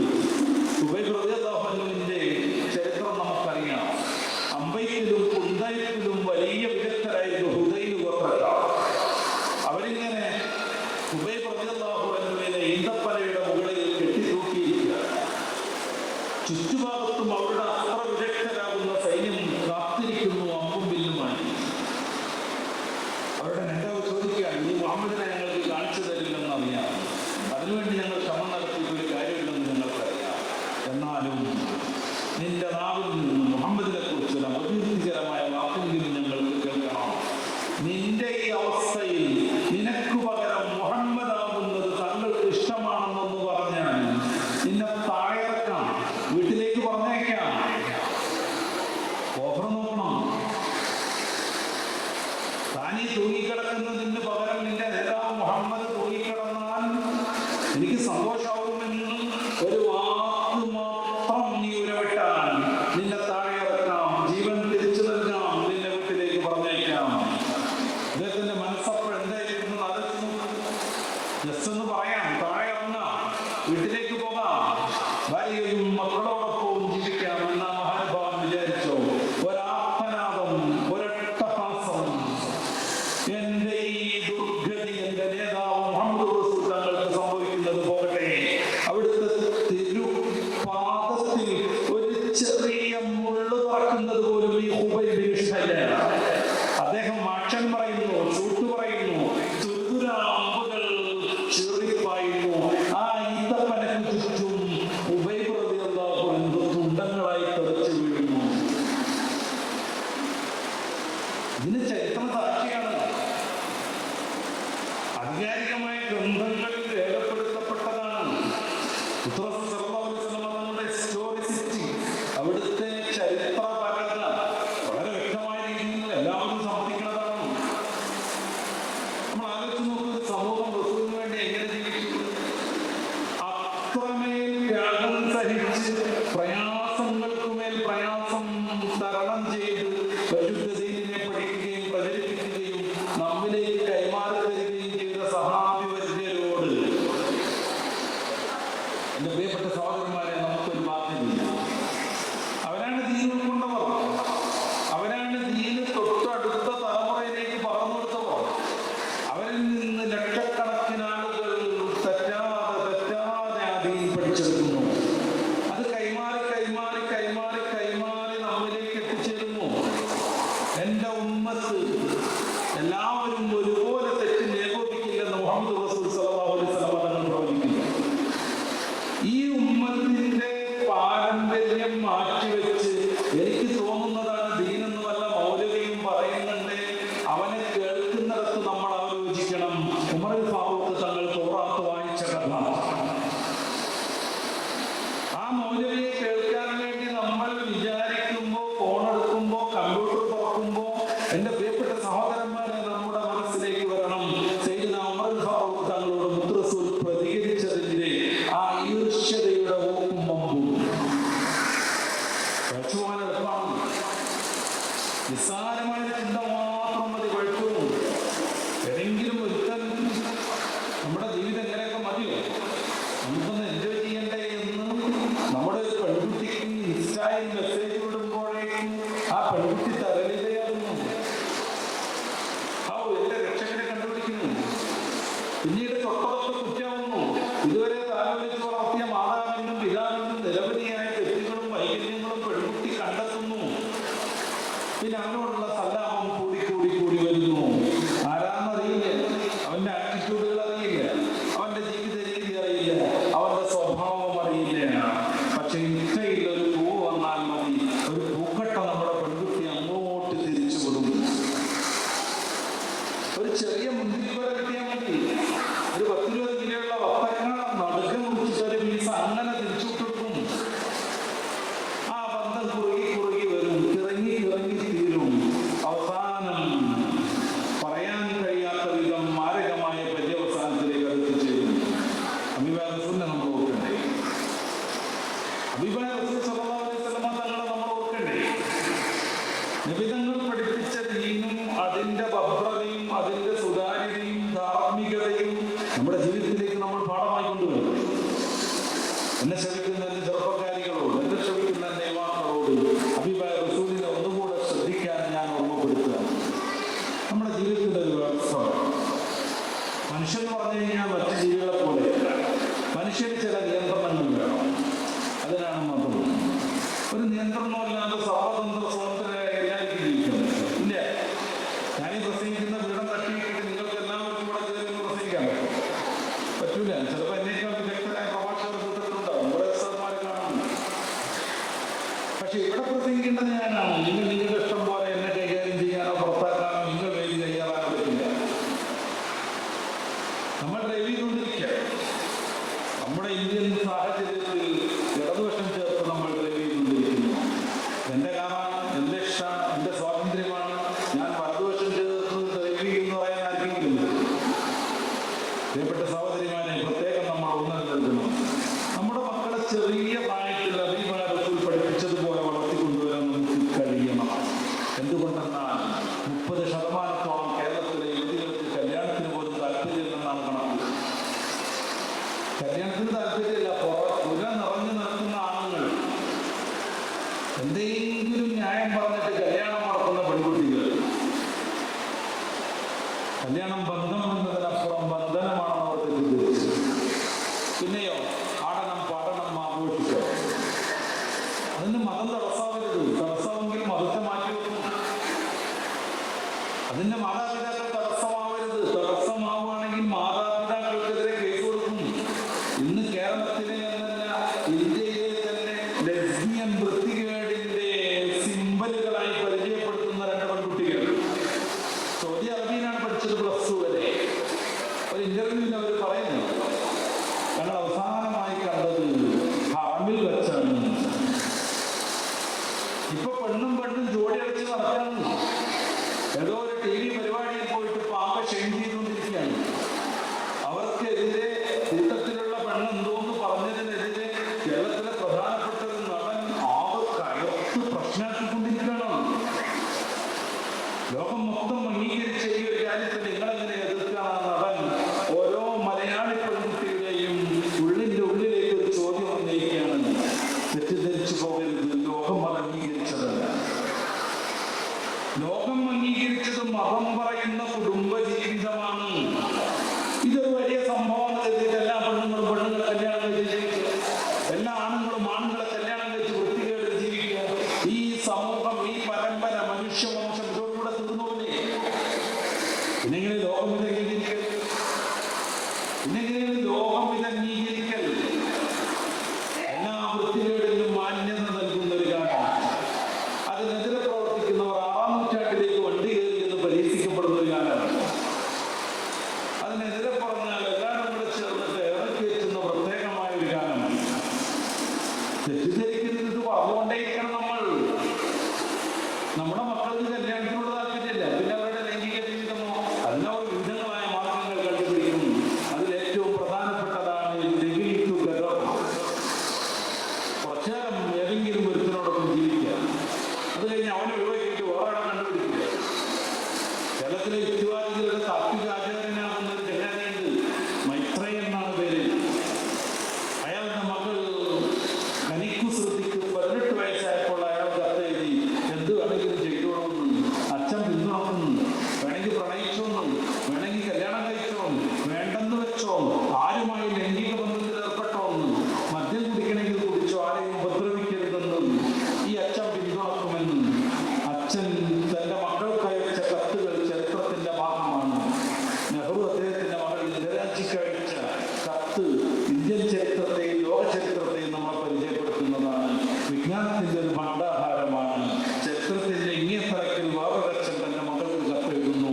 എന്ത് താന്തോന്നിത്തമാകാമെന്ന്, എന്ത് തോന്നിയാസവും ചെയ്യാമെന്ന്. ആണിനെയും പെണ്ണിനെയും മനുഷ്യനെയും ലൈംഗിക ബന്ധത്തിൽ ഉപയോഗപ്പെടുത്തിക്കോന്ന്. നിനക്ക് സിഗരറ്റ് വലിക്കാമെന്നുണ്ടെങ്കിൽ വലിച്ചുകൊണ്ടിരുന്നു. ഈ താന്തോന്നിത്തത്തെ ന്യായീകരിക്കാൻ വേണ്ടി സമൂഹം മൊത്തം സെലിബ്രിറ്റികളാണ്. ഇതൊരു വലിയൊരു നടനാണ് അദ്ദേഹം ചോദിക്കുക,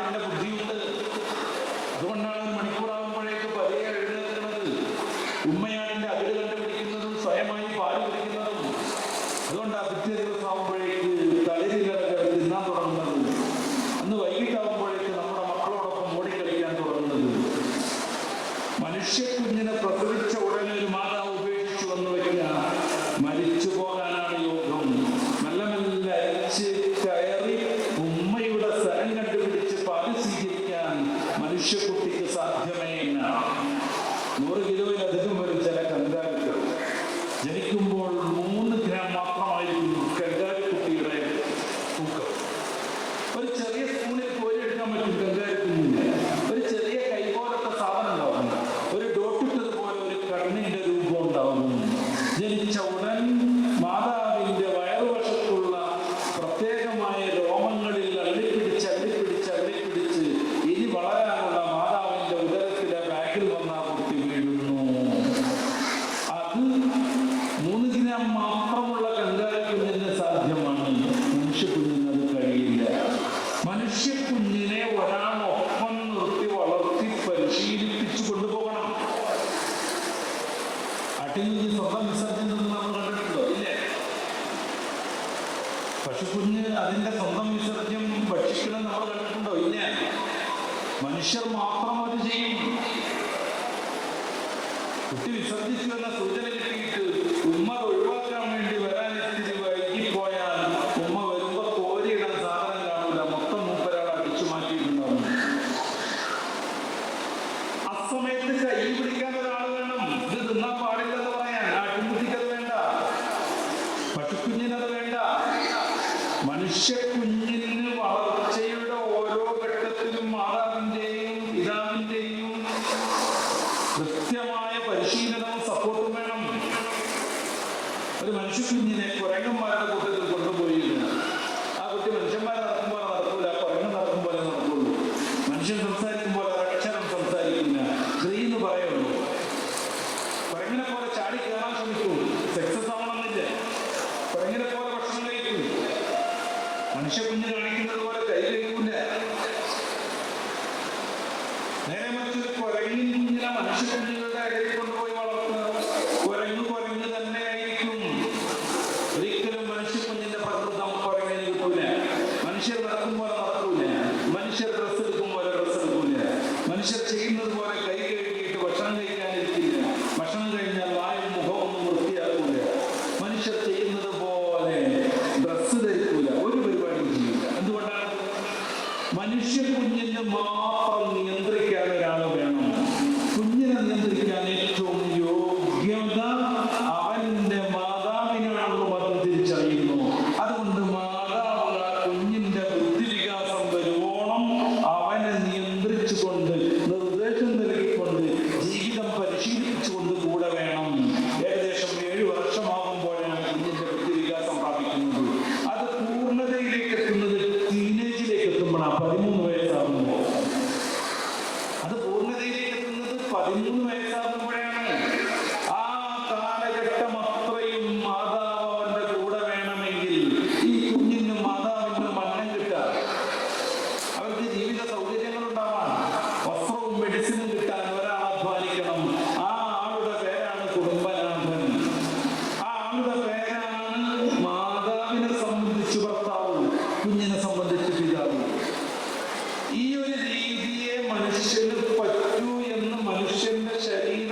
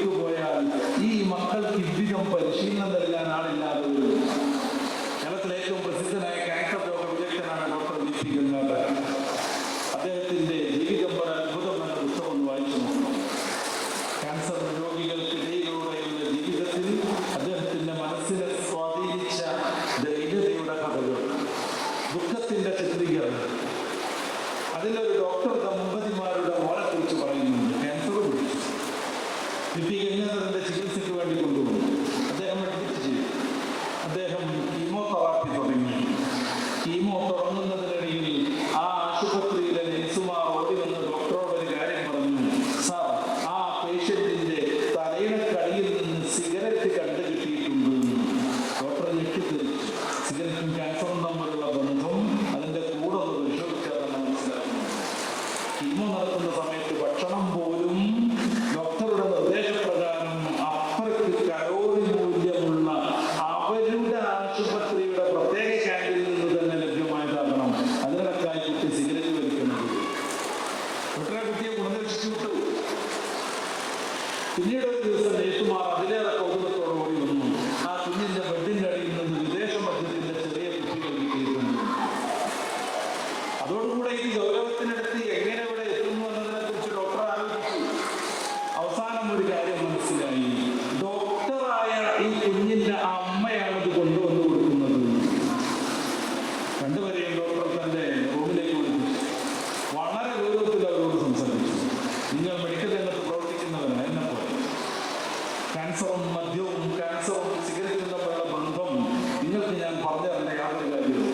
എന്നിട്ട് കീമോതെറാപ്പി നടത്തുന്നു നിങ്ങളുടെ മകന് നിങ്ങൾ തന്നെ മദ്യവും സിഗരറ്റും എത്തിക്കാന്ന് പറഞ്ഞാൽ എനിക്കിത് വിശ്വസിക്കാൻ പറ്റുന്നില്ല എന്ന് പറഞ്ഞ് അദ്ദേഹം അവരോട് വല്ലാതെ വഴക്കടിച്ചു.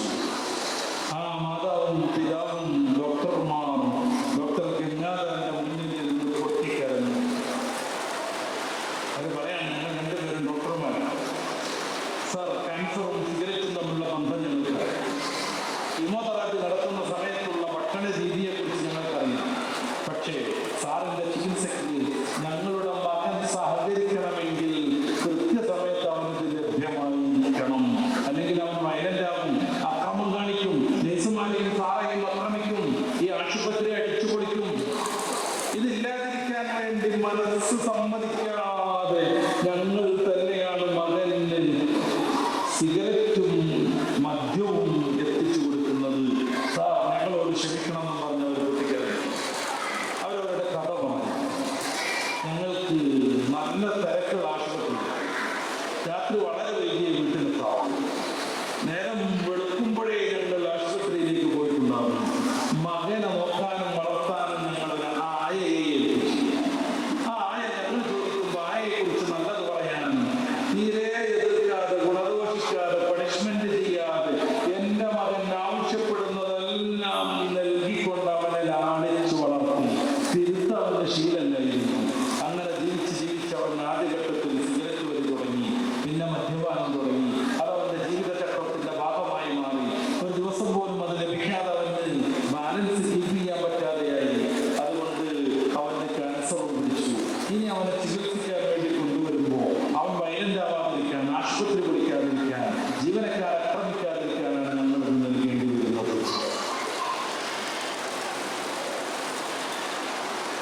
ഇതാണ് മാതാവും പിതാവും കൂടെയില്ലാതെ നമ്മൾ മക്കളെ വളർത്തിയാൽ. പിതാവിന്റെ ജോലിക്ക് പോകേണ്ടി വരും. ആ സമയത്ത് മാതാവ് നമ്മുടെ മക്കൾക്ക് ഏറ്റവും നല്ല അധ്യാപികയാവണം. ഈ ഒരു കുടുംബ ജീവിതത്തെയാണ് റസൂൽ സ്വല്ലല്ലാഹു അലൈഹി വസല്ലം തങ്ങൾ അനുഷ്ഠിക്കാൻ പറയുന്നത്, മുറുകെ പിടിക്കാൻ പറയുന്നത്. പല ഹദീസുകളിൽ കുടുംബ ബന്ധം ചേർക്കുന്നതിന്റെ ഏറ്റവും അത്യാവശ്യത്തെ കുറിച്ച് അവർ പിന്നെയും പറഞ്ഞുകൊണ്ടിരിക്കുന്നത്. ആധുനിക ഘട്ടത്തിൽ അടിച്ചു പൊളിക്കാൻ വേണ്ടി, എല്ലാ ആഭാസങ്ങളും സ്വന്തമായി ഏറ്റെടുക്കാൻ വേണ്ടി കുടുംബ ബന്ധത്തിന് പോലും താല്പര്യമില്ലാത്ത തലമുറ വളർന്നു വരുന്നു. വിവാഹം കഴിക്കാൻ ഒരു താല്പര്യമില്ലവർക്ക്. എന്നിട്ട് ലിവിംഗ് ടുഗദർ ഏതെങ്കിലും ചെക്കനുമായിട്ട് കുറച്ചു കാലം ജീവിക്കുക. അവനെ വേണ്ടെന്ന് തോന്നുമ്പോൾ വേറെ ആളെ പിടിക്കുക, അയാളെ വേണ്ടെന്ന് തോന്നുമ്പോൾ വേറെ ആളെ പിടിക്കുക. 19 കൊല്ലം മുന്നേ യൂറോപ്പ് നടപ്പിലാക്കിയ വൃത്തികെട്ട രീതിയാണിത്. അതിന്റെ അനന്തര ഫലം ഇന്ന് യൂറോപ്പ് അനുഭവിച്ചുകൊണ്ടിരിക്കുന്നു. നമ്മുടെ മാതിരി 160-170 കോടി ജനങ്ങളൊന്നുമില്ല അമേരിക്കയിൽ. ഏകദേശം 35-40 കോടി ജനങ്ങൾ. ആ 40 കോടി ജനങ്ങളിൽ 4,80,00,000 ജാരസന്താനങ്ങളാണെന്ന് നമ്മൾ അറിയണം. 4,80,00,000, ഏകദേശം 5 കോടിയോളം അവിടുത്തെ മനുഷ്യർക്ക് അച്ഛന്മാരില്ലെന്ന് നമ്മൾ അറിയണം. ഇവരുണ്ടാക്കുന്ന സാമ്പത്തികവും സാമൂഹികവുമായ പ്രശ്നങ്ങളെ കുറിച്ച് ലോകത്ത് ബെസ്റ്റ് സെല്ലറായ പുസ്തകമുണ്ട്. ഫാദർലെസ് അമേരിക്ക എന്നാണ് അതിന്റെ പേര്.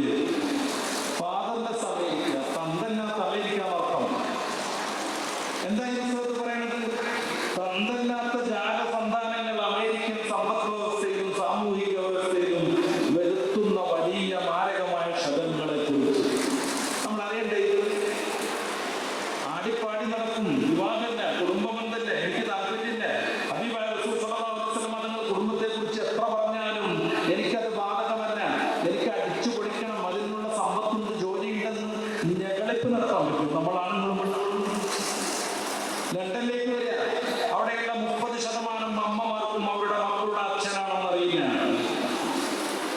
30%ഓളം അമ്മമാർക്ക് അവരുടെ കുട്ടികളുടെ അച്ഛൻ ആരാണെന്ന് അറിയില്ല. ഈ സംസ്കാരമാണ് നമുക്ക് വേണ്ടത്. എന്നിട്ട് കള്ളപ്രണയങ്ങളുമായിട്ട് നടക്കുക. ഇൻസ്റ്റാമിൽ ഒരു മെസ്സേജ് വന്നാൽ മതി, നമ്മുടെ കുട്ടികൾ കരളിന്റെ ഒരു ബംഗാളി വീട്ടിലേക്ക് ജോലിക്ക് വന്നാൽ മതി.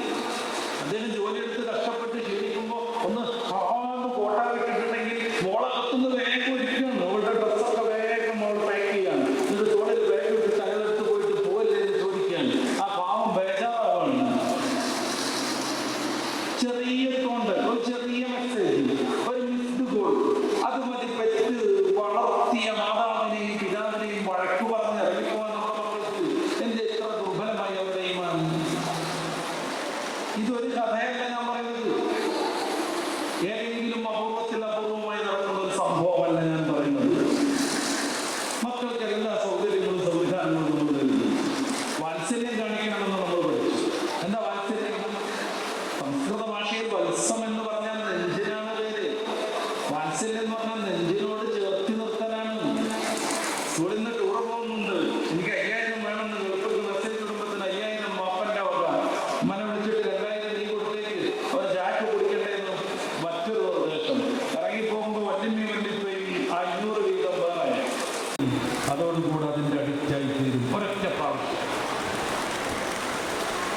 പ്രാവശ്യം കൃത്യം 24 മണിക്കൂറാകുമ്പോൾ കുട്ടി വയലൻ്റാകും. അവനത് കിട്ടിയിരിക്കണം. ആ സമയത്ത് നേരത്തെ ഒരസി കൊടുത്തവൻ വിളിക്കും, പുറത്ത് വരെയെന്ന് പറയും. ഈ കുട്ടി പറയും, എനിക്ക് വയ്യ, എന്തോ ജാതി ബുദ്ധിമുട്ട്, തല പെരുപ്പം, എൻ്റെ കാല് കഴിക്കുന്നു എന്നൊക്കെ പറയും. അപ്പം മറ്റേ ചങ്ങാതി പറയുമ്പോൾ അതിന് പരിഹാരം ഉണ്ടെന്ന് ഒരു വട്ടം കൂടെ കൊടുക്കും. പിറ്റേ ദിവസം കൊടുക്കും. 2-3 ദിവസമാകുമ്പോഴേക്ക് ആ കുഞ്ഞിന് എത്ര വില കൊടുത്തും ഇത് മേടിച്ചേ പറ്റൂ എന്ന അവസ്ഥയിലേക്ക് വരും. ഇത് കേരളത്തിലെ ഒരു കഥയല്ല ഞാൻ പറയുന്നത്, 1000 കഥയല്ല പറയുന്നത്. നമ്മുടെയൊക്കെ കുഗ്രാമങ്ങളിൽ പോലും അനുഭവിച്ചു കൊണ്ടിരിക്കുന്ന ദുഃഖകരമായ യാഥാർത്ഥ്യത്തെ കുറിച്ചാണ് പറയുന്നത്. ഇതിൽ ജീവിച്ചാൽ മതി. നമ്മുടെ മക്കൾ മയക്കുമരുന്നിൻ്റെ ഉപയോഗം തുടങ്ങിയാൽ 4 ഘട്ടമുണ്ട്. MDMA ഉപയോഗിക്കുന്ന ഒരു കുട്ടിക്ക് പിന്നീടുള്ള ആയുസ് 4-7 വർഷമാണ്. അതിൻ്റെ ഇടക്ക് മരിച്ചു. 4 വർഷത്തിലേക്ക് എത്തിയാൽ ആ കുട്ടിയെ കൊണ്ടൊരു ഉപകാരം ഉണ്ടാവില്ല, ഭ്രാന്തനായിട്ടുണ്ടാവും. അതിനിടയിൽ ഒരു ഘട്ടത്തിൽ ഭയങ്കരമായ ധൈര്യമുണ്ടാകും.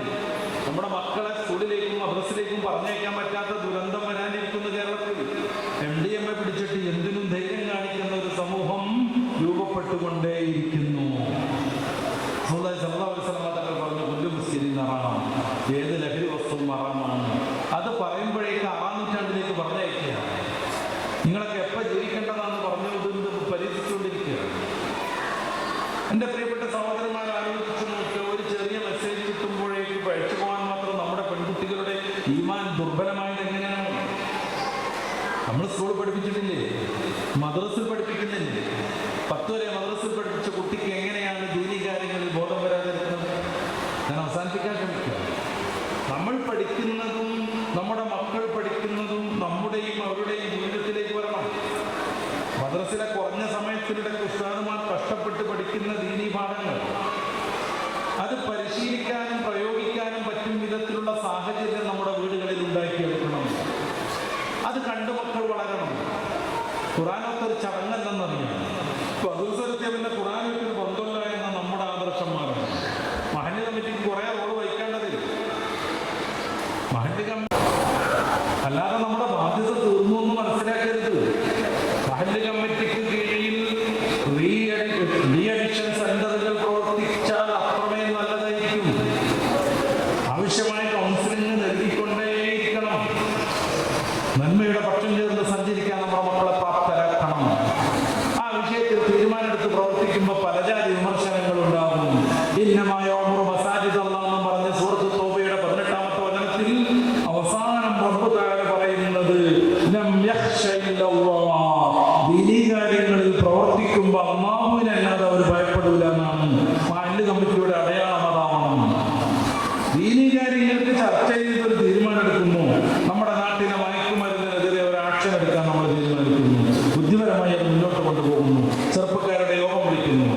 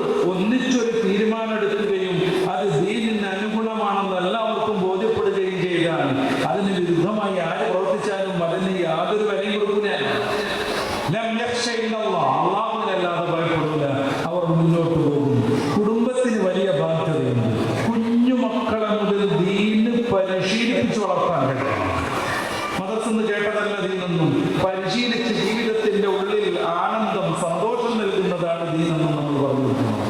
മോൻ ടോയ്ലറ്റിലേക്ക് പോകുമ്പോൾ ഏത് കാലം മുന്നിൽ വെക്കുന്നു എന്ന് നമ്മൾ പരിശോധിക്കണം. ഇറങ്ങി വരുമ്പോൾ ഏത് കാലം മുന്നിൽ വെക്കുന്നു, വീട്ടിൽ കയറുമ്പോൾ ഏത്, വീട്ടിൽ നിന്ന് പുറത്തിറങ്ങുമ്പോൾ ഏത്. നിസ്സാരമെന്ന് നമുക്ക് തോന്നും, അതൊക്കെയാണ് നിസ്സാരമാണെന്ന് നമുക്ക് തോന്നും. അതിലൂടെ വളർത്തി കൊണ്ടുവരണം. നമ്മുടെ മോൻ എന്തെങ്കിലും വാങ്ങാൻ ഇടത് കൈ ഉപയോഗിക്കുമ്പോൾ ആ സാധനം കൊടുക്കാതെ പിൻവലിക്കണം. വലത് കൈ കൊണ്ട് വാങ്ങുവോളം അത് പിൻവലിച്ചുകൊണ്ടിരിക്കണം. അവന്റെ ഉള്ളിൻ്റെ ഉള്ളിൽ ഒരു ബോധം വരട്ടെ, വാങ്ങേണ്ടതും കൊടുക്കേണ്ടതും ഒക്കെ വലത് കൈ കൊണ്ടാണെന്ന്. മൂക്ക് പിഴിയേണ്ടത് ഇടത് കൈ കൊണ്ട്, വിസർജനം കഴിഞ്ഞാൽ ചോദ്യം ചെയ്യേണ്ടത് ഇടത് കൈ കൊണ്ട്, കൊട്ടാൻ വരുമ്പോ ഒട്ടിപ്പിടിക്കേണ്ടത് ഇടത് കൈ കൊണ്ട്. പണ്ടത്തെ കാലം അല്ലാതെ സാനിറ്റൈസറൊന്നുമില്ല, സോപ്പൊന്നുമില്ല. അന്നും രോഗാണുക്കൾ പകരാതിരിക്കാൻ മതം നൽകിയ ഒരു ശാസ്ത്രീയമായ രീതി നോക്കി. ചോദ്യം ചെയ്യാൻ ഇടത് കൈ, ഷെയ്ക്കൻഡ് കൊടുക്കാൻ വലത് കൈ, മൂക്ക് പിഴിയാൻ ഇടത് കൈ, കൊടുക്കാനും വാങ്ങാനും വലത് കൈ. സ്വാഭാവികമായും അണുക്കളുണ്ടാകും, വൈറസും ഫംഗസും ഉണ്ടാകും. അത് നമ്മുടെ കൂട്ടുകാരന് നൽകാതിരിക്കണം. അതിന്റെ സയൻസ് നോക്കിയിട്ടല്ല. എന്താ ഇടതുകാലം വെച്ച് മുന്നിൽ ടോയ്ലറ്റ് കയറേണ്ടത്, വലതുകാലം വെച്ച് ടോയ്ലറ്റ് കയറിയാൽ വിസർജനം നടക്കൂലേ? നടക്കും. പക്ഷെ റസൂൽ പറഞ്ഞത് അങ്ങനെയാണ്. വിശ്വാസി അവിടെ ഇരിക്കുന്നു. റസൂലിനോടുള്ള ഇഷ്ടം നമ്മുടെ മക്കളുടെ മനസ്സിലേക്ക് കുത്തിവെക്കണം. അത് തകർക്കാൻ ശ്രമിക്കുന്ന പല ജാതി പ്രവർത്തനങ്ങൾ ഇസ്ലാമിന്റെ പേരിൽ നടക്കുന്നത്. റസൂൽ എന്ന് പറഞ്ഞാൽ സാധാരണക്കാരനാണെന്ന് പഠിപ്പിക്കുന്നു. റസൂൽ തങ്ങളെന്ന് പറഞ്ഞാൽ പാടേണ്ടവരും പുകഴ്ത്തേണ്ടവരുമല്ലെന്ന് പറയുന്നു. പ്രബോധനക്കാരൻ ലേഖനം എഴുതിയത് ഹബീബായ തങ്ങളുടെ മയ്യത്ത് സംസ്കരിച്ചത് കുറെ നേരം വെച്ചുകൊണ്ടിരുന്നാൽ അത് ദ്രവിച്ചു തുടങ്ങിയിട്ട് ജനങ്ങൾക്ക് ദുർഗന്ധം കൊണ്ടും ബുദ്ധിമുട്ടും എന്നതുകൊണ്ടാണ് എന്ന്. അത് എഴുതിയിട്ട് എത്ര വർഷങ്ങളാണ്. എത്ര ജ്ഞാനൻ മഷിനുള്ളവർ വിവിധങ്ങളായ മാഗസിനുകളിൽ പ്രിന്റ് ചെയ്തു കൊടുത്തു. എത്ര വേദികളിൽ അവർ പ്രഭാഷണം നടത്തി. ഇതുവരെ ഒരു അരവരി കൊണ്ടും അത് തിരുത്താൻ ഈ ഒരു ടീം തയ്യാറായിട്ടുണ്ടോ? ഇല്ല. ഇങ്ങനെയാണോ റസൂൽ? എന്നെയും നിങ്ങളെയും പോലെ, ഏത് മൗലവിയെയും പോലെ പരിശുദ്ധ ഖുർആനുമായി കടന്നു വരാൻ അല്ലാഹു നേരത്തെ ഞാൻ പറഞ്ഞതുപോലെ ജിബ്രീൽ വഴി ഇങ്ങനെ കൊടുത്തയച്ചു. ജിബ്രീൽ യാദൃച്ഛികമായി റസൂലിന് കൊടുത്തു. ഇങ്ങനെയാണോ റസൂൽ സല്ലല്ലാഹു അലൈഹി വസല്ലം? അല്ലേ എന്നാണ്. റസൂലിന്റെ ആത്മീയ ഭാവം പഠിപ്പിക്കപ്പെടണം. അവിടുന്ന് സാധാരണക്കാരനല്ല, മലക്കിനോട് സംസാരിച്ചയാളാണ്. അവിടുന്ന് സാധാരണക്കാരനല്ല, മലക്കിനെ കേട്ടവരാണ്. അവിടുന്ന് സാധാരണക്കാരനല്ല. എന്റെ പിറകുവശത്തുള്ളത് എനിക്ക് കാണാൻ പറ്റുമെന്ന് ഇമാം ബുഖാരി നിവേദനം ചെയ്ത ഹദീസിൽ പ്രഖ്യാപിച്ചയാളാണ്. നിങ്ങളുടെ ഉള്ളിന്റെ ഉള്ളിലുള്ള ഭക്തി എനിക്ക് കാണാതെ പോകുന്നില്ലെന്ന്, നമ്മുടെ മനസ്സിൽ തോന്നുന്ന ഭക്തിയുടെ കുറവും കൂടുതലും എനിക്ക് കൃത്യമായി അറിയാൻ പറ്റുമെന്ന് ഉറക്കെ പ്രഖ്യാപിച്ച മഹാദൂതരാണ്.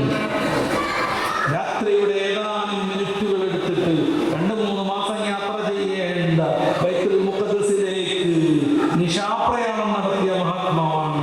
അവിടെ നിന്ന് സപ്തമാനങ്ങളും സ്വർഗവും നരകവും അതിനപ്പുറം സിദ്റത്തുൽ മുൻതഹയും ജിബ്രീൽ അലൈഹിസ്സലാത്തു വസ്സലാമിന് കടന്നു പോവാൻ അനുമതിയില്ലാത്ത പ്രത്യേകമായ സ്ഥലങ്ങളും സന്ദർശിച്ച് രാത്രി തന്നെ മടങ്ങി വന്ന മഹാത്മാവാണ്. ഈ റസൂലും ഞാനും നിങ്ങളും, ഈ റസൂലും നാട്ടിലെ മൗലവിമാരും തുല്യരാണെന്ന് പറയുമ്പോൾ മനസ്സ് പടക്കണം. നമ്മുടെ മക്കളെ റസൂലിനോടൊപ്പം വളർത്തണം. ഏതെങ്കിലും രീതിയിലുള്ള മെസ്സഞ്ചർ, ഒരു പോസ്റ്റ്മാൻ, ഇതാണ് റസൂൽ എന്ന ബോധത്തിലേക്ക് സമൂഹത്തെ കൊണ്ടുപോകാൻ ശ്രമിക്കുന്ന മതയുക്തിവാദികളെ തിരിച്ചറിയണം. അതിനപ്പുറം ഹബീബായ റസൂൽ തങ്ങളെ നമ്മളെ കണ്ടുകൊണ്ടിരിക്കുന്നു എന്ന ബോധത്തിലേക്ക് വളർത്തണം. എന്റെ വാക്കല്ല. സൂറത്ത് തൗബയുടെ വചനം വിശദീകരിച്ച് ഇബ്നു കസീർ ഉദ്ധരിക്കുന്നുണ്ട്. അല്ലാഹുവിന്റെ റസൂൽ വരെ നമ്മളെ വീക്ഷിച്ചുകൊണ്ടിരിക്കുന്നു. ഈ ഹാളിൽ നമ്മൾ ഒരുമിച്ച് കൂടിയത് റസൂലിനെ കുറിച്ച് പറയുന്നത്, മദ്ഹ് പറഞ്ഞുകൊണ്ടിരിക്കുന്നത്, ദീനീ കാര്യം ചർച്ച ചെയ്യുന്നത് അവിടുന്ന് കാണുന്നു. നന്മ കണ്ടാൽ അവിടുന്ന് അല്ലാഹുവിനെ സ്തുതിക്കുന്നു. തിന്മ കണ്ടാൽ നമുക്ക് വേണ്ടി പൊന്നാരപ്പൂ റസൂൽ തങ്ങൾ പടച്ച റബ്ബിനോട് പൊറുക്കലിനെ തേടുന്നു. മരിച്ചതോടുകൂടെ എല്ലാം തീർന്നു. റസൂൽ ഇല്ലെന്ന് മഹാന്മാർ പഠിപ്പിക്കുന്നു. കൃത്യമായി വ്യക്തമായി അവരത് എഴുതി വെച്ചിരിക്കുന്നു. ഇതിനപ്പുറം ഒരു വരണ്ട ദീനിനെ, ഒരു റെഡിമെയ്ഡ് ഇസ്ലാമിനെ നമുക്കിടയിൽ പ്രചരിപ്പിക്കാൻ പള്ളിയും മദ്രസയും നിർമ്മിച്ച് കഠിനാധ്വാനം ചെയ്യുന്ന മനുഷ്യരെ തിരുത്താൻ നമുക്ക് കഴിയും. കഴിയണം. നമ്മുടെ മക്കളെയെങ്കിലും ആ വൈകല്യത്തിലേക്ക് പോകാതെ സംരക്ഷിക്കാൻ കഴിയണം. വെറുതെയും മൗലിദും കാണാതെ ഓതാൻ പറ്റും വിധത്തിലേക്ക് സുന്നത്ത് ജമാഅത്ത് ഉറപ്പിച്ച മക്കളായി നമ്മുടെ മക്കളെ വളർത്താൻ എന്ത് ചെയ്യാൻ പറ്റുമെന്ന് രക്ഷിതാക്കളും കമ്മിറ്റി ഭാരവാഹികളും കൂടി ആലോചിക്കണം. അല്ലെങ്കിൽ ഈ പറയുന്ന ഉണ്ടാവും മതയുക്തിവാദം ചോദ്യം ചെയ്യലാണ്. ഇമാം ബുഖാരി തങ്ങൾ നിവേദനം ചെയ്ത ഹദീസ് പോലും സ്വീകരിക്കാൻ പറ്റില്ലെന്നും ചോദ്യം ചെയ്തുകൊണ്ടിരിക്കുന്നവരാണ് മതയുക്തിവാദികൾ. വിജയത്തില്ല. അതിൽ നിന്ന് തൊട്ടടുത്ത സ്റ്റെപ്പാണ് മതേതര യുക്തിവാദം. അവർ കുറച്ചുകൂടെ ചോദ്യം ചെയ്ത് മുന്നോട്ട് പോകും. അള്ളാഹുണ്ടോ റസൂലുണ്ടോ എന്ന് ചോദിക്കും. അതില്ലെന്ന് അവർക്ക് വിശ്വാസം വന്നാൽ പിന്നെ എന്തും ചെയ്യാമെന്ന അവസ്ഥയിലേക്ക് അവർ താഴ്ന്നു പോകും. അങ്ങനെയാണ് ഈ പ്രണയക്കെടികളൊക്കെ ഉണ്ടാവുന്നത്. എല്ലാവരും അവസാനം പോയി പെടുന്നു. സോണാഞ്ചി എന്ന് പറയുന്ന പശ്ചിമ ബംഗാളിലെ വേശ്യത്തെരുവിൽ 25,000-ലധികം ലൈസൻസ് ഉള്ള ഔദ്യോഗിക വേശ്യകളുണ്ട്. വേശ്യ എന്ന് പറയില്ല, സെക്സ് വർക്കേഴ്സിനെ പറയുള്ളൂ. എത്ര ഡെക്കറേഷൻ ചെയ്താലും സംഗതി മറ്റേ പടി തന്നെ. ആ വേശ്യത്തെരുവിൽ കൊണ്ടുപോയി വിൽപ്പനയ്ക്ക് വെക്കാനാണ് പ്രണയം നടിച്ച് നമ്മുടെ മക്കളെ കൂട്ടിക്കൊണ്ടുപോകുന്നതെന്ന് രക്ഷിതാക്കളെ, എൻ്റെ പ്രിയപ്പെട്ട ചെറുപ്പക്കാരികളെ നമ്മൾ തിരിച്ചറിയും. അല്ലാതെ സ്നേഹം നൽകി കുടുംബജീവിതത്തിൽ നിന്നും ഒരിക്കലും ഒരു മുസ്ലിം പെൺകുട്ടിയെ ഒരാൾ ഇറക്കിക്കൊണ്ടുപോകുന്നില്ല. പ്രത്യേകിച്ച് പ്രകൃതികളായി എത്ര പുസ്തകങ്ങളുണ്ട്. തകർത്ത് എല്ലാ പ്രണയബന്ധവും തകരുമെന്നും അത് മാരകമായ അബദ്ധങ്ങളിലേക്ക് എത്തുമെന്നും ഒരൊറ്റ മാറ്റുമല്ലൂർ അദ്ദേഹത്തിന്റെ വിവാഹം ബന്ധനം എന്ന പുസ്തകത്തിൽ എഴുതി. ഏറ്റവും പുതിയതായി ഇറങ്ങിയ ഒരു പുസ്തകത്തിന്റെ പേര് ഞാൻ പറയാം, പറ്റുമെങ്കിൽ പെൺകുട്ടികൾ വായിക്കണം. ആ പുസ്തകത്തിൽ ദൈവത്തിന്റെ ശാരന്മാർ എന്ന പുസ്തകത്തിൽ സൈക്കാട്രിസ്റ്റായ ഗ്രന്ഥകാരൻ വിശദീകരിക്കുന്നത് പ്രണയം നടിച്ചൊപ്പം കൂടുന്ന ഒരൊറ്റ ആണിന്റെയും ലക്ഷ്യം സ്നേഹമല്ല, സൗഹൃദമല്ല, പെണ്ണിന്റെ ശരീരം മാത്രമാണ് എന്നാണ്. ഇത് തിരിച്ചറിയാൻ പറ്റില്ലേ? എന്നിട്ട് പറയാം എന്റെ ഏട്ടൻ മാത്രം അങ്ങനൊന്നും ആവില്ല. ആയിരക്കണക്കിന് ഏട്ടന്മാർ പെൺകുട്ടികളെ ഇങ്ങനെ അബദ്ധത്തിൽ ചാടിച്ചാലും നമ്മുടെ കുട്ടി വിചാരിക്കും എന്റെ ഏട്ടൻ അങ്ങനെ ചെയ്യില്ല. എന്നിട്ട് വിളിക്കുന്നിടത്തേക്ക് ഇറങ്ങിപ്പോകുക, വാതിൽ തുറന്നിട്ട് തന്റെ മാതാവും തന്റെ പിതാവും തന്റെ കൊച്ചനുജന്മാരും കല്യാണത്തിന് എല്ലാവരും കൂടി ഇറങ്ങി നിന്നിട്ട് പെണ്ണിനെ മാറ്റി പുറത്തിറക്കിയിട്ട് അതുവരെ തല്ലുകൂടിയിരുന്ന അനുജനുണ്ട്. പിന്നീട് ഒരു രംഗം മെല്ലെ മെല്ലെ അവന്റെ ചുണ്ട് കൂടിപ്പോകും, കണ്ണ് സജ്ജലമാകും, നാമ്യൊഴുകും. പിടിച്ചു നിൽക്കാൻ പറ്റാതെ കാർഷെട്ടിന്റെ മൂലെ പോയിട്ട് അവൻ പൊട്ടിക്കരയും. തല്ലുകൂടിയിരുന്നു, പക്ഷെ ഏറ്റവും ഇഷ്ടമായിരുന്നു സഹോദരിയെ. ആ അനുജൻ കടന്നിറങ്ങുന്നിടത്ത് വാതിൽ തുറന്നിട്ട് ഒരു കോൾ ചെയ്യും, അതിന്റെ പുറകെ ഇറങ്ങിപ്പോവാൻ എങ്ങനെ മക്കളെ നമുക്ക് ധൈര്യം വരണം? എന്നിട്ട് ഗർഭിണികളായുള്ള അവസ്ഥ ഇവിടെ എറണാകുളത്ത് നിന്ന് ഇങ്ങനെ അവിഹിതമായി ഗർഭം പ്രണയത്തിലൂടെ ഉണ്ടായ ഒരു പെൺകുട്ടി പ്രസവിച്ച് ബാത്റൂമിൽ നിന്ന് പ്രസവിച്ച് ആ കുഞ്ഞിനെ കൊന്ന് കവറിലാക്കിയിട്ട് ഫ്ലാറ്റിന്റെ 6ാം നിലയിൽ നിന്ന് ബന്ധക്കാട്ടിലേക്ക് വലിച്ചത്. എത്ര കഷ്ടപ്പെട്ട് കാണുന്ന ഗർഭകാലം എത്ര ബുദ്ധിമുട്ടാണ്. ഇത് കാണാതെ 9 മാസവും 10 ദിവസവും 200 ദിവസങ്ങൾ 37 ആഴ്ചകൾ ഈ പെണ്ണെ ഇങ്ങനെ കൊണ്ടു നടന്നു. ഗർഭകാലത്ത് കുറെ പ്രശ്നങ്ങളുണ്ടാവും, രോഗങ്ങളുണ്ടാവും, തലചുറ്റലുണ്ടാവും, ഭക്ഷണം കഴിക്കാൻ കഴിയാതെ വരും, കഴിച്ചതൊക്കെ അമിട്ടിക്കൊണ്ടിരിക്കും. പലപ്പോഴും സ്മെല്ലടിച്ചാൽ പോലും ഛർദ്ദിൽ വരും, വെരിക്കോസിൽ വെയിലുണ്ടാകും. ഇതൊക്കെ സഹിച്ച് എങ്ങനെയാണ് പ്രണയത്തിലെ ഗർഭത്തെ പെൺകുട്ടി പൂഴ്ത്തിവെച്ചത്? അവസാനം പ്രസവം ബാത്റൂമിൽ വെച്ച് അവൾ തന്നെ പൊക്കിൾപ്പൊടി മുറിക്കുന്നു, അവൾ തന്നെ പ്ലാസന്റ സംസ്കരിക്കുന്നു, അവൾ തന്നെ ബ്ലഡ് ഒഴുക്കി കളയുന്നു, അവൾ തന്നെ കുഞ്ഞിന്റെ കഴുത്ത് ഞെക്കി കൊന്നു കളയുന്നു. ഒരു ബാലാവകാശ കമ്മീഷൻ വരുന്നേ പ്രണയിച്ചോളൂ എന്ന് പറയാനേ ഉണ്ടാവുള്ളൂ. ഗർഭം ധരിച്ചോളൂ എന്നുള്ളതും കുഞ്ഞിനെ കൊന്നോളൂ എന്നുള്ളടത്ത് ഒരു റോഡില്ല. എന്തേ കുട്ടിക്ക് ജീവിക്കാൻ അവകാശം? കൊന്നുകളഞ്ഞു കുഞ്ഞിനെ ഒരു കവറിലാക്കിയിട്ട് 6ാം നിലയിൽ നിന്ന് വലിച്ചെറിഞ്ഞു. പിറ്റേ ദിവസം ഉറുമ്പരിച്ച കവർ കണ്ടപ്പോൾ ആരോ ശ്രദ്ധിച്ചു. അവർ പതിയെ തുറന്നു നോക്കുമ്പോൾ ഒരു പിഞ്ചോമന പൈതൽ മരിച്ചു കിടക്കുന്നു. 2 കണ്ണും പൂർണ്ണമായി ഉറുമ്പ് തിന്നിട്ടുണ്ട്. ശരീരത്തിന്റെ പല ഭാഗങ്ങളിലും വട്ടത്തിൽ ഉറുമ്പ് തിന്ന പാടുകളുണ്ട്. പോലീസ് പെട്ടെന്ന് പിടിച്ചു അമ്മനെ. അവർക്ക് ഏതോ ഒരു പാഴ്സൽ വന്ന കവറില വലിച്ചെറിഞ്ഞു. ഫുൾ അഡ്രസ് ഉണ്ടായിരുന്നു. ആമസോണിൽ നിന്ന് സാധനം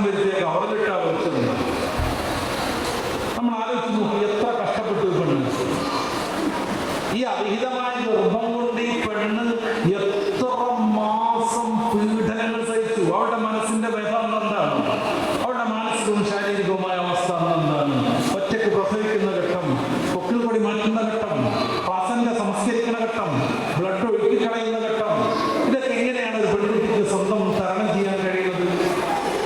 പ്രണയത്തിന്റെ മറുവശമാണ് ഇത്, പ്രിയപ്പെട്ട സഹോദരി മനസ്സിലാക്കണം. ഇനി ഔദ്യോഗികമായി കല്യാണം കഴിഞ്ഞു എന്ന് വെക്കുകയാണ്, മാതാവും പിതാവും അംഗീകരിച്ച് പെണ്ണിന് യോജിച്ച കുടുംബത്തിൽ നിന്ന് നല്ല സ്വഭാവവും നല്ല സൗന്ദര്യവും സമ്പത്തുമൊക്കെ ഉള്ള ചെറുപ്പക്കാരനുമായി ആ കുട്ടിയുടെ കല്യാണം കഴിഞ്ഞു എന്ന് വെക്കുകയാണ്. 1 മാസം 2 മാസം ആകുമ്പോഴേക്ക് അന്വേഷണം തുടങ്ങും, മുന്തേ വിശേഷമൊന്നുമില്ല എന്ന്. അത് ഔദ്യോഗിക ഗർഭത്തിന്റെ ലക്ഷണമാണ്. എന്തേ വിശേഷമൊന്നുമില്ല ചോദിക്കാൻ തുടങ്ങും. എങ്ങാനും ആ കുട്ടിയുടെ ഗർഭത്തിന്റെ ലക്ഷണം കണ്ടു തുടങ്ങിയാൽ അന്ന് അവരുടെ ഉമ്മയുടെ ഫോണ് കയ്യിൽ നിന്ന് വെക്കാൻ പറ്റില്ല. വിളിച്ചുകൊണ്ടിരിക്കും സഹോദരിമാർക്ക്, ബന്ധുക്കൾക്ക്,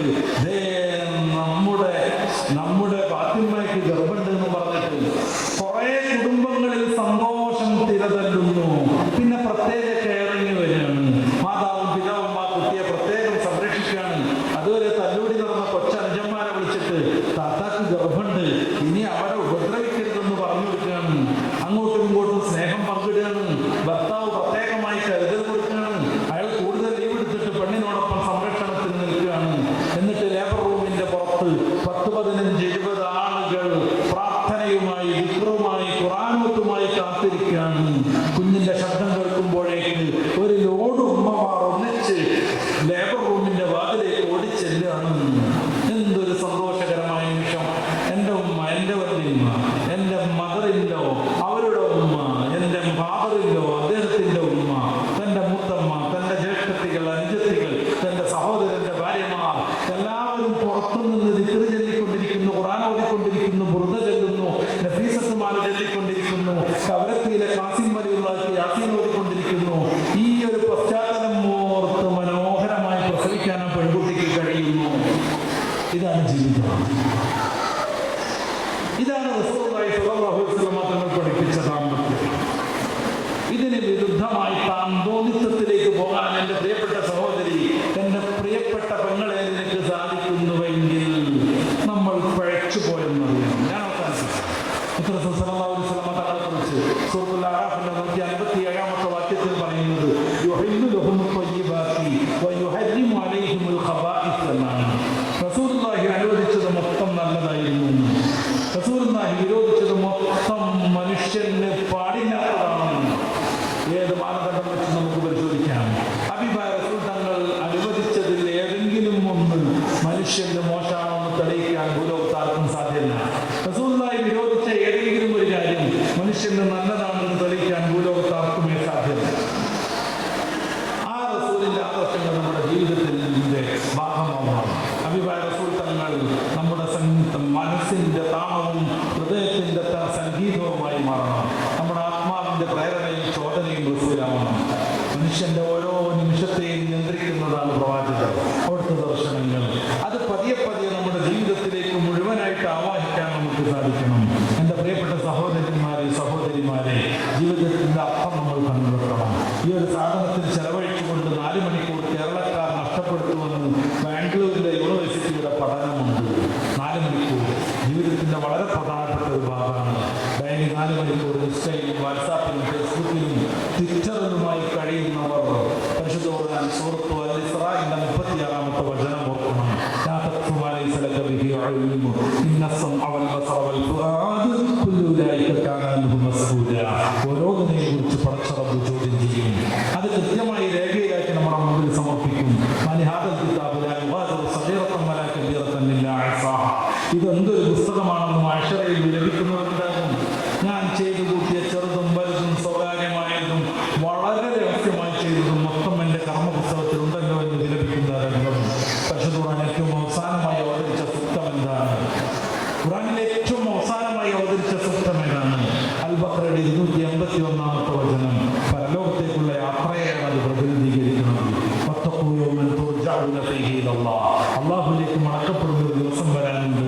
ശ്രദ്ധാപൂർവം ജീവിക്കണമെന്ന് ഖുർആൻ നമ്മളെ ഓർമ്മപ്പെടുത്തുന്നു. അതുകൊണ്ട് ഹബീബായ റസൂലിന്റെ ആദർശത്തിലേക്ക്, ശുദ്ധമായ സുന്നത്ത് ജമാഅത്തിലേക്ക്, നാം അറിഞ്ഞ പ്രവാചകനെ നമ്മുടെ ജീവിതത്തിലേക്ക് കൊണ്ടുവരുന്നതിലേക്ക് എന്നെയും എൻ്റെ സദസ്സിനെയും ക്ഷണിച്ചുകൊണ്ട് ഞാൻ എൻ്റെ വാക്കുകൾ അവസാനിപ്പിക്കുകയാണ്. ഹബീബായ റസൂൽ തങ്ങൾ അവിടുത്തെ കരുണയും അവിടുത്തെ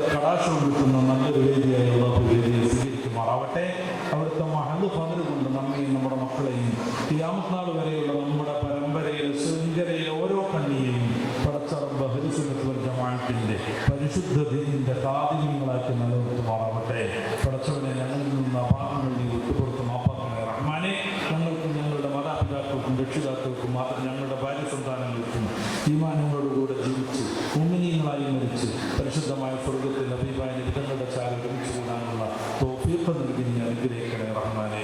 ربنا آتنا في الدنيا حسنة وفي الآخرة حسنة وقنا عذاب النار.